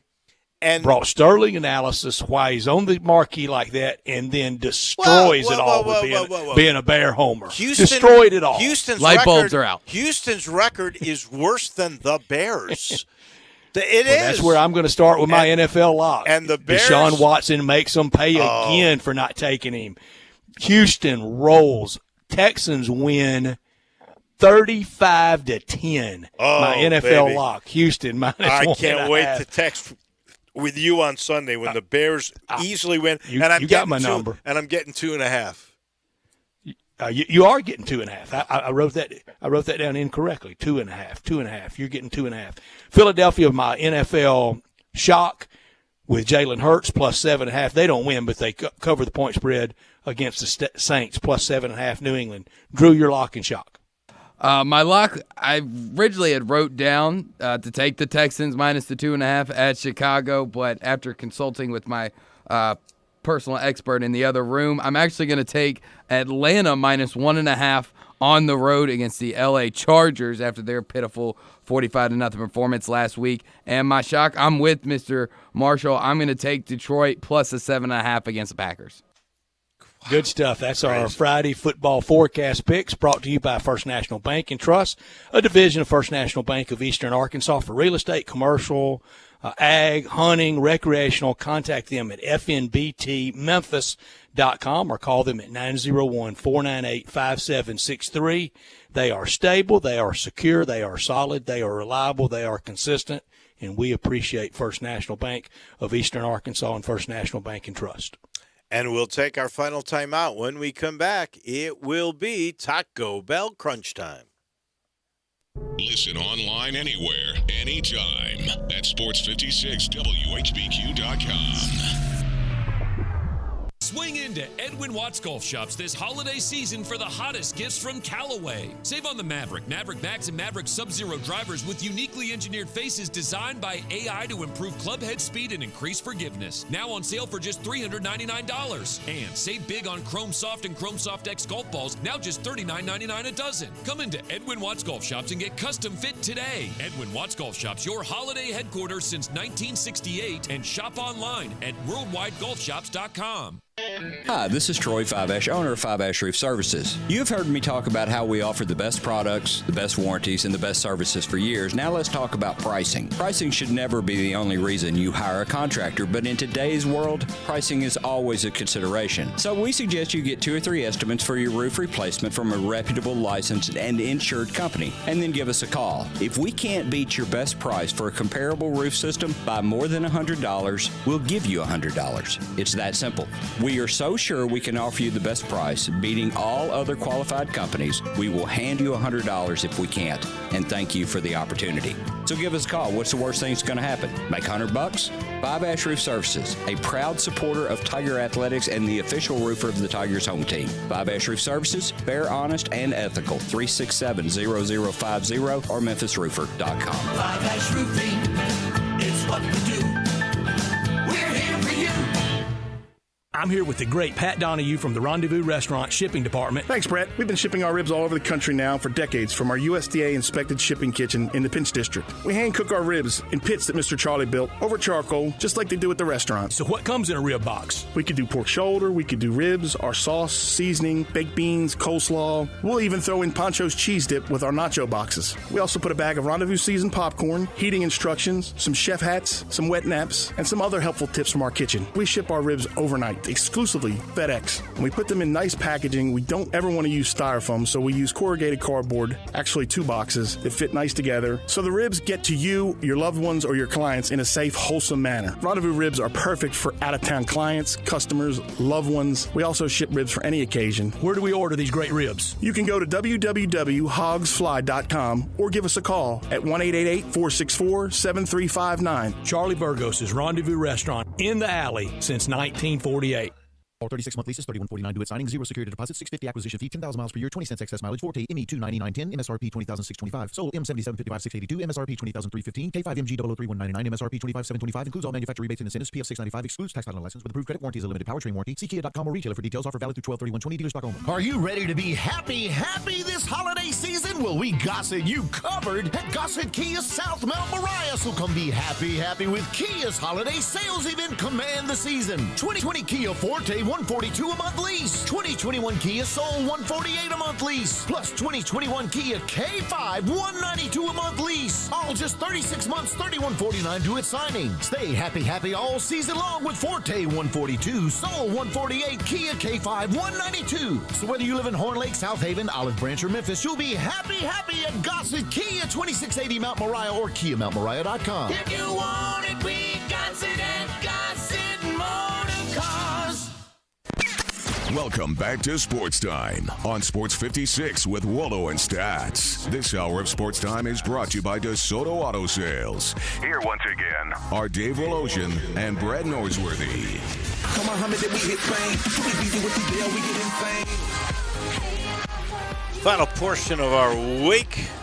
Weekend almost here. It's brought to you by Conway. Conway Services, heating, cooling, plumbing, and electric. And all the folks at Conway want to wish you and everybody out there a very Merry Christmas, a Happy New Year, a Happy Hanukkah. We know at Conway the timing's not always right for anybody really to have a heating, cooling, or plumbing, even an electric problem. So during the holiday season, if you should find yourself in need of these services, know that Conway is always ready to serve with financing options available. So during the month of December, they're offering their year-end heating system closeout for as low as $79 a month. I mean, I can't believe that. You heard me right. Conway will replace your heating system with new technology by the year end for as low as $79 a month. And if that's not enough, John says, I'll include an Aprilaire cleaner, a free programmable thermostat, and a 10-year parts warranty. And, of course, you're always going to get the award-winning Conway service every time you make this call, 384-3511.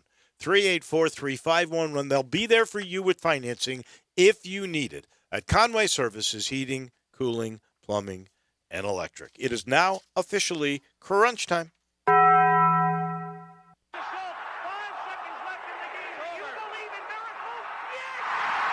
crazy, folks! Go crazy! This is Geraldo. It is crunch time. You are looking live. In your life have you seen anything like that? Goodbye! Choo-choo! What's happening, big dog? How you doing? It's obviously crunch time. Hammer, nail, coffin, this baby is over. On one, on two, on three, hey! Time for Taco Bell Crunch Time. Taco Bell, home of the crispy tortilla chips, topped with a double portion of either seasoned beef or shredded chicken, plus refried beans, nacho cheese sauce, reduced fat sour cream, guacamole, and a 3-cheese blend. Nachos Bel Grande, heaping portion of chips, topped with ground beef, tomatoes, beans, nacho cheese sauce, and a dollop of sour cream. Taco Bell, home to great food you get on your way home real fast, and they bring you crunch time every day. Dave, I learned with all the college football games scheduled tomorrow, and we normally wouldn't have all this. It would kind of just be Army and Navy and waiting for the Heisman Trophy announcement on Saturday night, the ceremony. Even with all this college football tomorrow, I'm still really compelled to watch Army Navy. It's still one of my favorite games. I think I'll watch it as much as anything. We'll be watching and keeping up with the Tigers, of course, and all the SEC. But Army Navy still does it for me. The pomp and the circumstance, it is cool as can be. Well, this story is just coming out right now. We had a little earlier, we had another college team opt out of a bowl game, saying they'd had enough for the year. Utah State's players are opting out of the Colorado State game, their last game of the year, over alleged insensitive remarks made by school leadership. And this is the place where Blake Anderson is leaving Arkansas State to go here in Utah. This crazy season apparently is going to end in controversial fashion. The Aggie players voted against playing their season finale against Colorado State due to alleged comments made by the university president, Noel Crockett. Crockett raised concern about interim coach Frank Mail's religious and cultural background during a Zoom call with the players on Tuesday. Wow. Ooh. Very untidy story there. Yes, it really Could have is. done without watching Mississippi Valley State earlier in the week and then Jackson State last night against Ole Miss. Whew. When they play, I got to see if either one of those two teams can beat the other one. Who wins? I don't know, but boy, Jackson State, I think Valley's better. I do.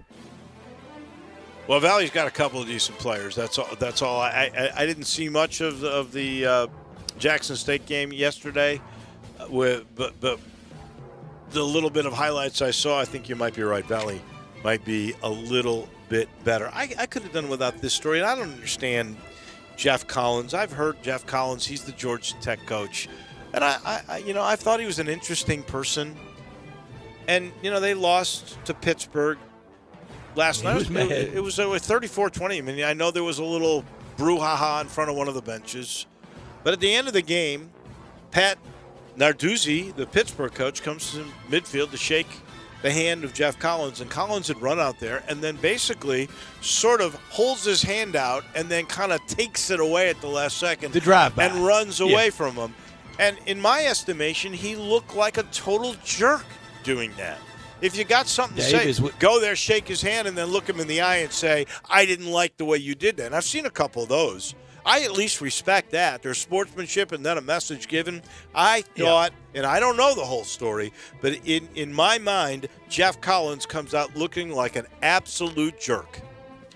Dave, as we were told many times by someone, if you're going to talk when you win, you got to talk when you lose. If you're going to shake hands when you win, you got to shake hands when you lose. You got to be the same. Keeping a close eye on all this weekend.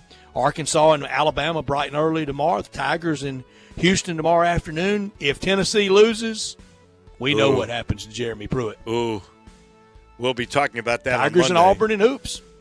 That should be a lot of fun. Will the Tigers find their identity? Can they figure out Bruce Pearl's tactics? Whatever will happen. I think the Tigers have, at this point, a little bit more talent. That will be a lot of fun to watch. Can the Tigers win 5 games in a row against the University of Houston? How many people will be at the Liberty Bowl tomorrow? All those questions will be hashed over on Monday. Thanks to Bruce Marshall, Jason Munz, and Kevin Eschenfelder, the voice of Houston football. We'll see you at the Liberty Bowl tomorrow afternoon. We'll do this again on Monday. Have a great weekend, everybody.